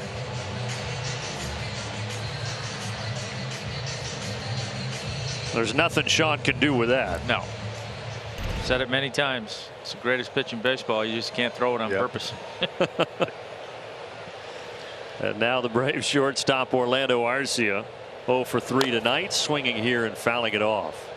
And that used to be our biggest complaint, Brandon, when me and Tom would be sitting here during these games. He would just constantly throw that slider. And we'd say, you throw 95, 96. Yeah. But give it to him. He does not go away from that pitch. He threw it first pitch there to Orlando. And there you go, down to first, but back with a hand just hanging on there, Eddie Rosario. I'll tell you, a throw on the money, he would have had him. He's out, yeah.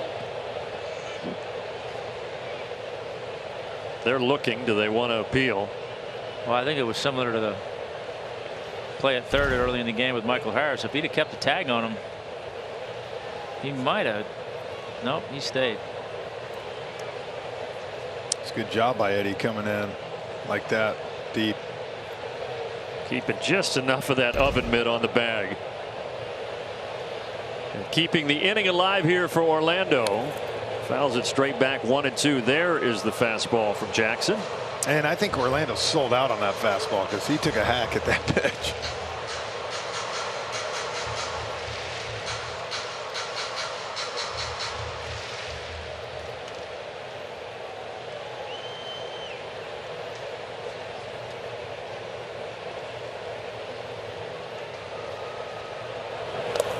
This one skirts away from Bailey. He'll still throw down, but Eddie's safe.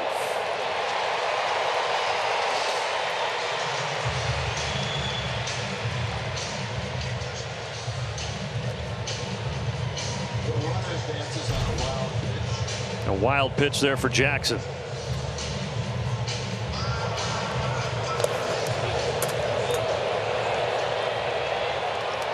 Tell you what, though, San Francisco really likes what they have in Patrick Bailey. Of course, all those years with Buster Posey, but he has had a solid season for them, especially defensively behind the dish. But he cannot throw out Eddie, and now a 2-2 here to Orlando, and the count full. Well, if I'm Orlando here, Tom, I am selling out on a slider. Yep. I am. In most cases, I always say you never come off a heater. But with a guy at second base like this, runner in scoring position, I'm thinking he's got a 70% chance of being right at a minimum.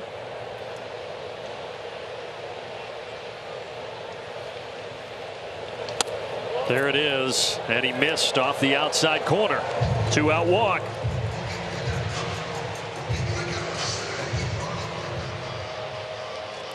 Even if you're waiting for that, though, it's probably pretty tough to stay off that pitch, right? I mean, that was pretty close.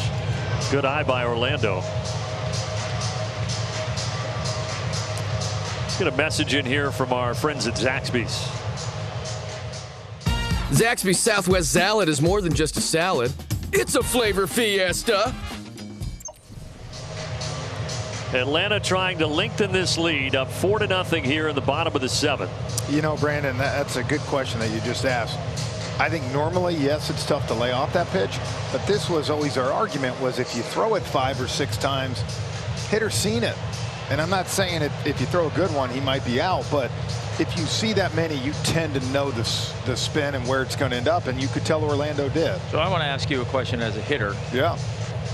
I know I play with a lot of guys that when we had a pitcher's pitches or they knew it was coming, they didn't want to know because they thought, if I know it's coming, I'm swinging. I think, right? Yeah. So how is that different from if you're looking for a pitch and you get it? Is it the same mentality? Well, I was looking for it. I got it. I'm swinging. You know what I mean? Yeah, well, because I think sometimes people thought they had the signs, and every once in a while they tell you what's coming, and it's the other pitch, and you get burned. I think that's where you're going. You're selling out mentally, too. Like, this is a slider, 100%. I got to see it out over the plate and up. That's the bigger thing. And you could tell the way he saw that pitch right off the bat. He spit on it. Mm-hmm. It was close, but it was off the dish. Yeah, it's one. If he's looking heater, he's apt to chase that pitch. If you're thinking heater, you probably swing at that pitch. But some people were. I didn't love sometimes knowing, because sometimes, like, if you told me I knew Tom was going to throw me a changeup and he throws a changeup, I might swing no matter what just because it's a changeup. Right. But it's still got to be up in the zone and where you want it. Well, he threw Nicky Lopez a couple of fastballs. And that one right down the middle on the slider. 2-1. Well, that shows you the confidence he has in that pitch, right? 2-0 count, first and second. 9th hitter, and you got Ronald on deck, and he throws a 2-0 slider. He's more confident throwing that for a strike than he is the fastball.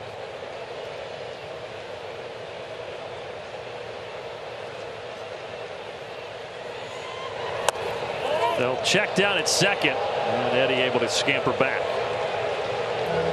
Might have been the second time if it was a good throw he was out. Mm-hmm. As Jeff mentioned earlier, Braves so good this year with 2-out RBI. If you go just since the All-Star break, 76 2-out RBI for Atlanta, most in baseball. 3 more tonight.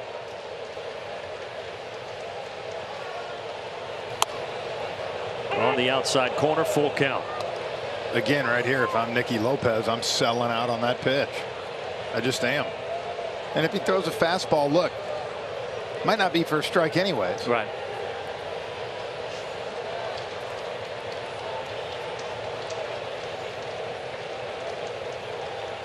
Runners start their wheels. Doesn't matter. Base is loaded. Well, last inning, Matt Olson just missed a grand slam. Ronald Acuna will have another opportunity at that here. Carlos Marmol was the closer for the Cubs. Big slider guy. And I remember Chipper one time told me as I went up to bat, do not swing. He's going to walk you. I'm telling you. And I listened to Chipper. Walked me on 5 pitches. All sliders. That's the thing. Ronald knows it too here. But then how are you appropriately aggressive, right? Because you can't just sit there with your bat on the shoulder. No, you're looking for that certain slider in the zone, and you go. That one hit him in the batter's box, so it's a foul ball. There's just certain guys like that. You know, Tom, you remember Brad Lidge. Yep. When he threw his fastball, Brandon, he might only throw it for a strike 25% of the times, but guys would chase it because instead of locking in with that slider, and if he throws it, let it go. Ronald fouled off the first slider. Here's the 0-1. There's a fastball missing inside.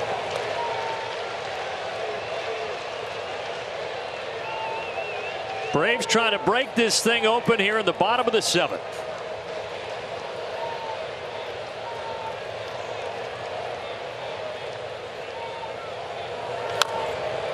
This is another foul ball. 1-2 to Ronald Acuna.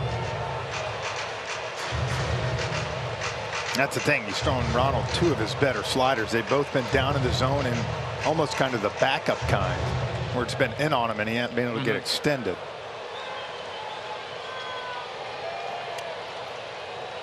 Eddie down at third, Orlando at second, Nicky over at first, and the 1-2 to Ronald.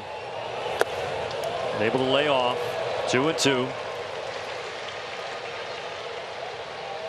Tom, that was a great scouting report you gave, because this is exactly what we saw all those times, right? Yes. I mean, yes, so many times.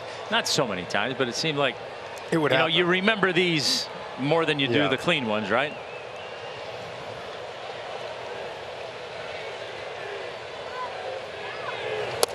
He got him. Fastball at the knees. And the Braves leave him loaded in back-to-back innings, but still lead by 4.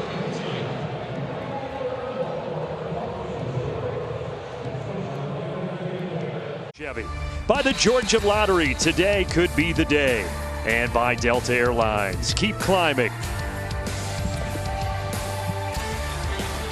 Back here in Atlanta, on to the 8th inning. 4-0 Braves. San Francisco just 1 hit. Check out the T-Mobile coverage cam. Spencer Strider, just the 1 hit, 10 strikeouts tonight. Yeah, he was dominant, coming off a real good start his last time out, and kept up the pace tonight. Real good job of sequencing his pitches.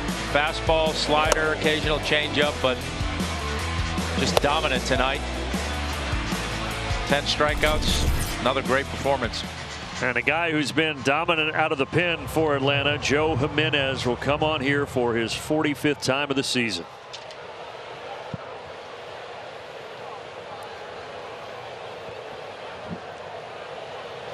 And the first pitch from Jimenez comes and hits J.D. Davis right in the back.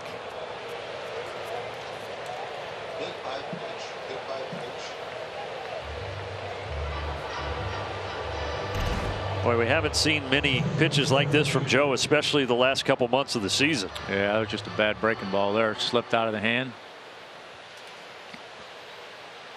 I don't see too many guys open up with a breaking ball on a 4-0 lead like that. So now he faces Patrick Bailey. And the young catcher, 24-year-old rookie, takes a strike. But Spencer Strider, another 10 strikeout game, 227 strikeouts on the season now, and then he turns the ball over to the bullpen here. And Joe Jimenez, this bullpen for Atlanta in August, a 1.86 earned run average.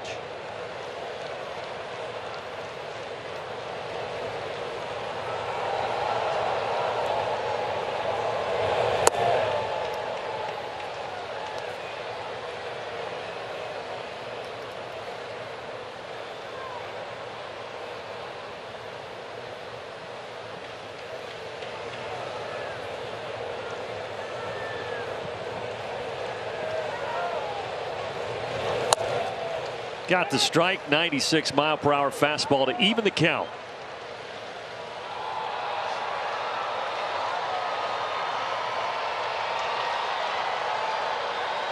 Mentioned Bailey having a good season defensively, also pretty good offensive numbers, hitting over 260. And he lines this one out to right for his first hit of the series.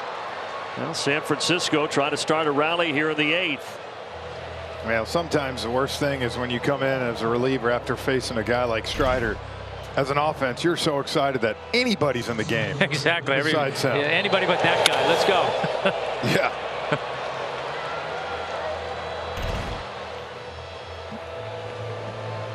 So just their second hit of the night. Just the second time they've had a runner at second base. And now the longest tenured Giant, Brandon Crawford. That one fouled straight back toward us. I had a beat on it, just didn't get here. It was lined up with us. It was close. A little short. Crawford turned 36 back in May. As I said earlier, he's really been their starting shortstop since the 2011 season. Just pencil him in the lineup. They have mixed in some other guys this year because he has struggled hitting below 200.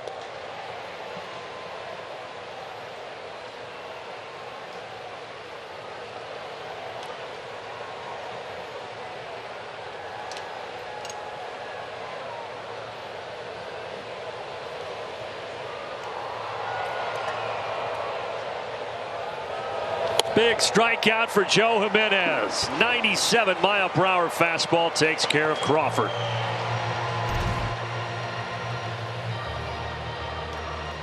Yeah, right on the black, just above the belt. That's all location. That's the perfect pitch in that situation. So now he can breathe a little easier. Still work to do. Estrada, the ninth batter in the order, out to left center. Long run. And he gets there. And the runners scramble back. Time to find out who's been hot. Brought to you by Texas Pete. Back-to-back shutouts since the 2018 season. Of course, the most recent back-to-back shutouts, well, we're living them right now. 2 against the Yankees and right now shutting out the Giants. Yeah, 4 shutouts in their last 7. That's unbelievable. And the last time Atlanta had 3 straight shutouts, October 2nd through 4th, to finish the year against the Cardinals. That was way back in 2015. A.J. Minter will try to preserve that shutout when we return.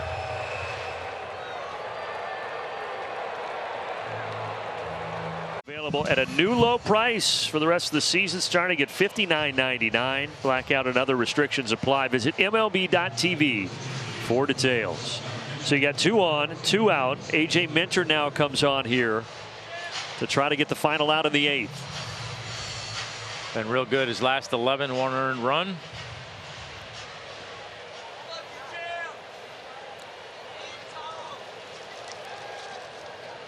Yeah, he and that bullpen have been able to hold serve here. And the Giants are hitting Austin Slater. Yeah, Slater coming in the spot of Lamont Wade at the top of the order. And you go back to 21, guys, when the Giants won, what, 107 games and won the division. This is how they did it. I mean, they mixed and matched lefty, righty, and it just clicked all year for them. And Slater, part of that 21 season, debuted back in 2017, been with the Giants his entire career. He's got a 1-1 count here against A.J. Minter.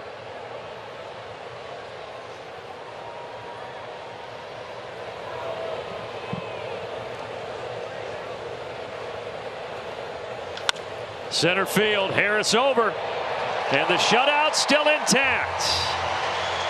On to the bottom of the 8th.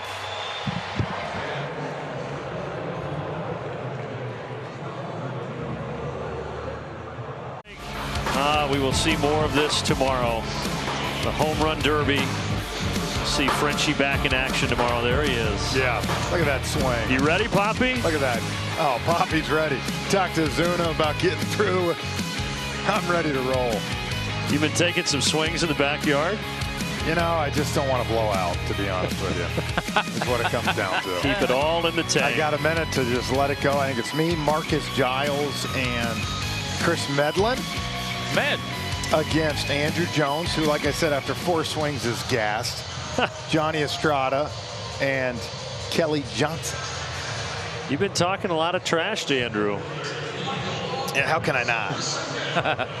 Saw Camargo in the game at third base, and that moves Davis over to first where Wade was. And Atlanta 4-0. Tristan Beck is on here for the bottom of the 8th inning.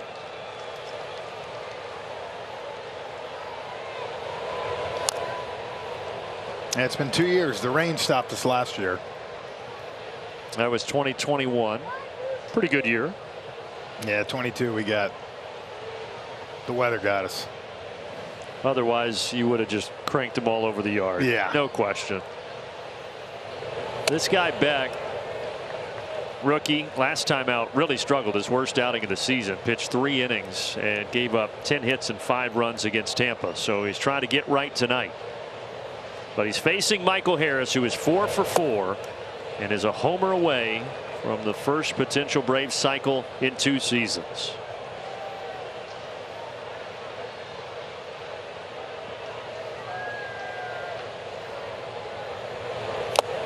Gets that one by him. 2 balls, 2 strikes. Yeah, you got to go for it here. Yeah, heck yeah.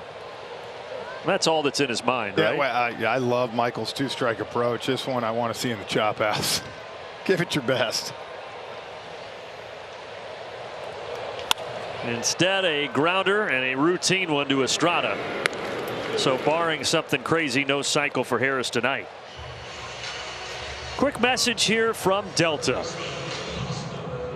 On behalf of our Atlanta-based crew, go Braves. Delta, official airline of the Atlanta Braves.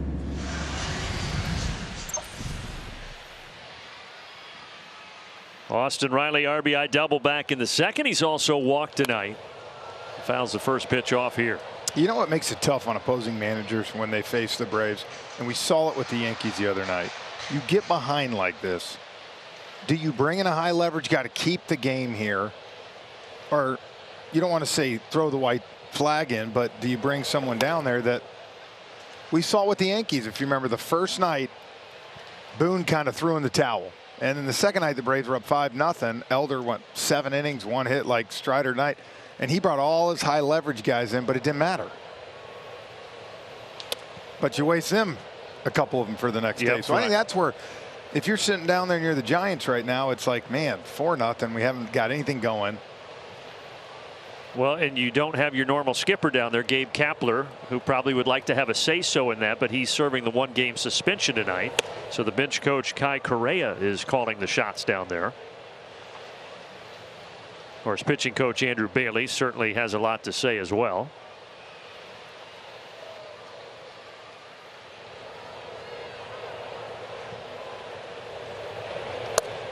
This streak the Braves pitchers are on, though, man, it is something. On the doorstep of a potential 3 straight shutouts.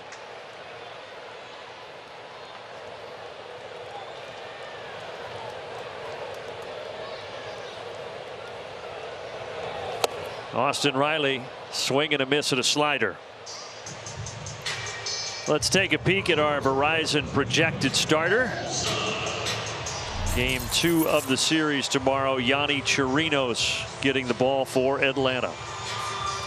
Just give us a chance. You know, with that offense, the way things are rolling right now, you know, go out there and give that team a chance to win. It's going to be my Ford key. Give him a chance. Give him a chance. Yeah. That's my first Ford key tomorrow. Okay. Gretchen, mark it down. Go ahead, write it down. Because I'm going to be fresh off a home run derby. There's no telling where my head's going to be at. No telling what your second key will be if you win that home run derby. It'll probably just say I'm a champ. That'd be my guess. You know, and there's a lot of pressure on you, Brandon, tomorrow. Why? I mean, you're presenting the Hall of Fame out on the field in front of 40,000 people. Oh. I didn't want to put any more pressure on you. Yeah, I probably won't sleep tonight. Thanks for teeing that up, Jeff. It's going to be a fun night.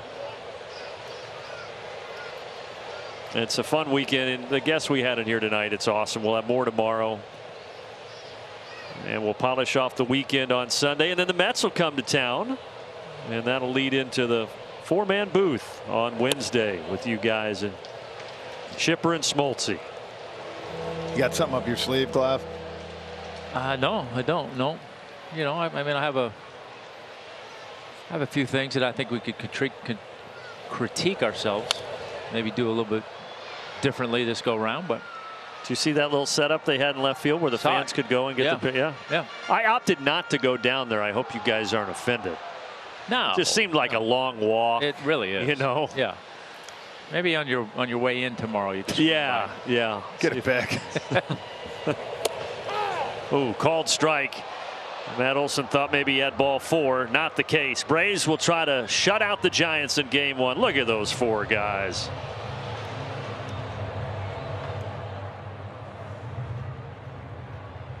Highway Safety Team, never mix drinking and driving. And by Georgia Natural Gas. Live the greener life. 4-0 Braves as we head to the 9th. A very busy evening here at Truist Park as we kicked off Alumni Weekend, and a very special evening for 11-year-old Julio Rodriguez, who earlier today had his wish fulfilled to come to a Braves game and get to meet his favorite player in Ozzie Albies. It was the Braves and Make-A-Wish welcoming Julio and his family to Truist Park. He got a behind-the-scenes tour of the clubhouse with Ozzie. You see him in the cage there getting to talk it up with Ronald.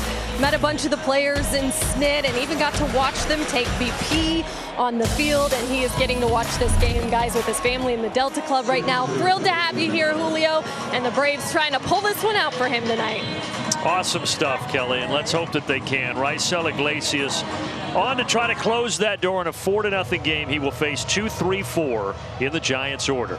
He couldn't have picked a better guy to shadow, too, in Ozzie Albies for that. I guarantee Ozzie was awesome. I don't know what's going on here. The umpires are...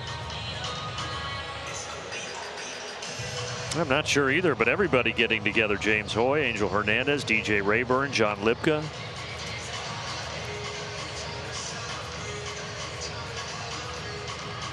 Talking about his glove or his arm with the sticky stuff. I don't know, but Rice.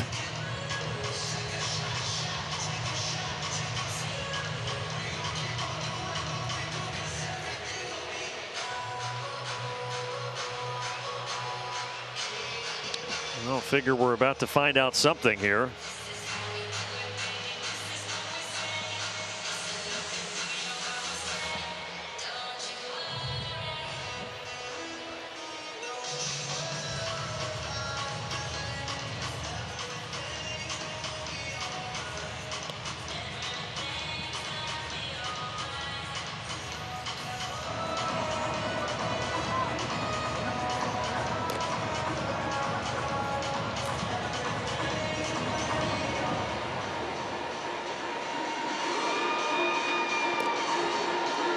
It looks like he's saying something about pine tar. Wiping. I heard him. Like, you'd see him say wiping something off.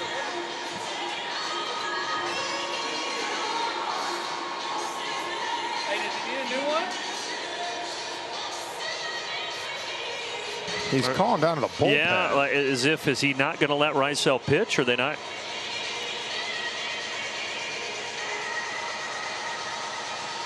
Well, he's calling Ronald in.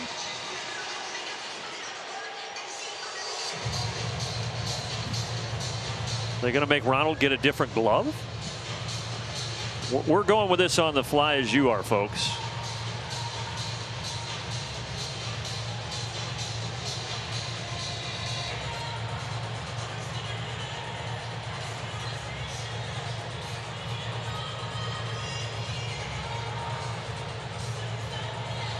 So sometimes outfielders, just so you know, will put that little spray in there too sometimes, even on your hand, when you start to sweat real bad like this.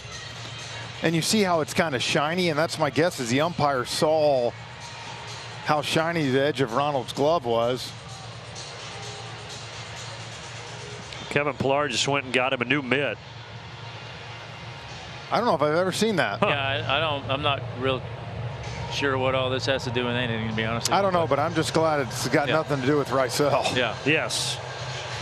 And Ronald says, okay, I'll play with this one. I know it's what's funny is, you know, like I said, he does that all the time, and it's funny that kind of like the color for him, though. Yeah, it works well. Something new. Now, acting coach tonight, Kai Correa, normally the bench coach, trying to get an explanation. Total speculation, but I guess the Giants could have alerted the crew to that as well. I don't know if they did.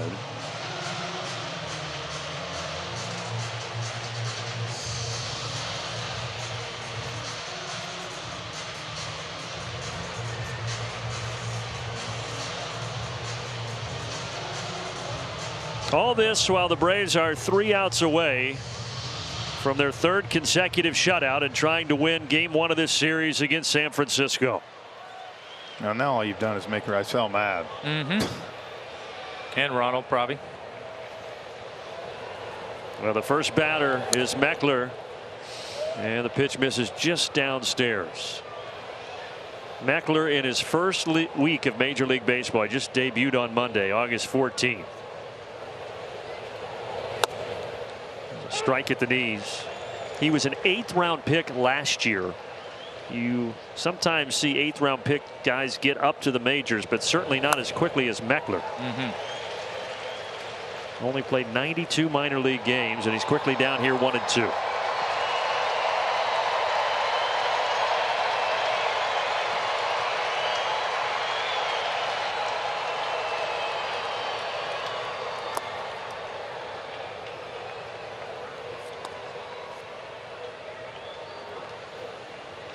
Atlanta playing such good baseball, winning 6 of the last 7 against the teams from New York, and trying to extend that here in the start of the series against the Giants. 3 balls and 2 strikes.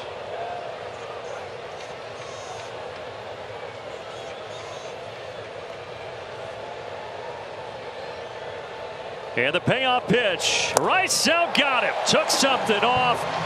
Change up. Meckler out in front. 1 away. Yeah, really good pitch there. Had him way out in front. Lately, look, his slider is decent to keep people off balance, but his fastball changeup combo has been outstanding. Another good one there.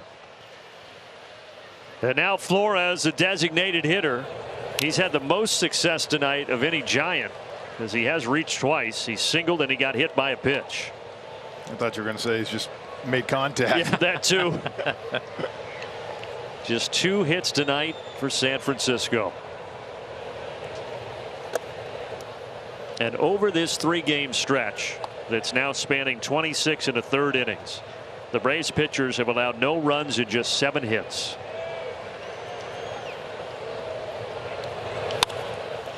This should be easy. Michael Camps, 2 away.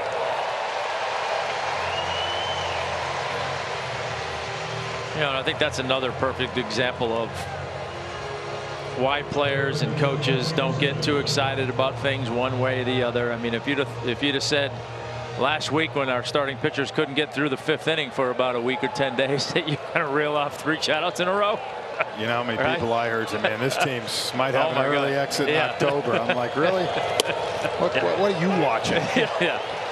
All is right in the world again. Yeah.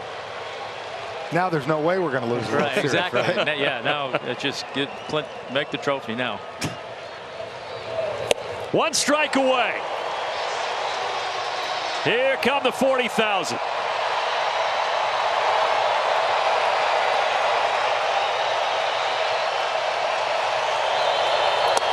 Outside, 1-2. Interesting that it's the former Brave Peterson at the plate for this moment. Struck him out. Braves win. 3 consecutive shutouts for Atlanta for the first time in 8 seasons.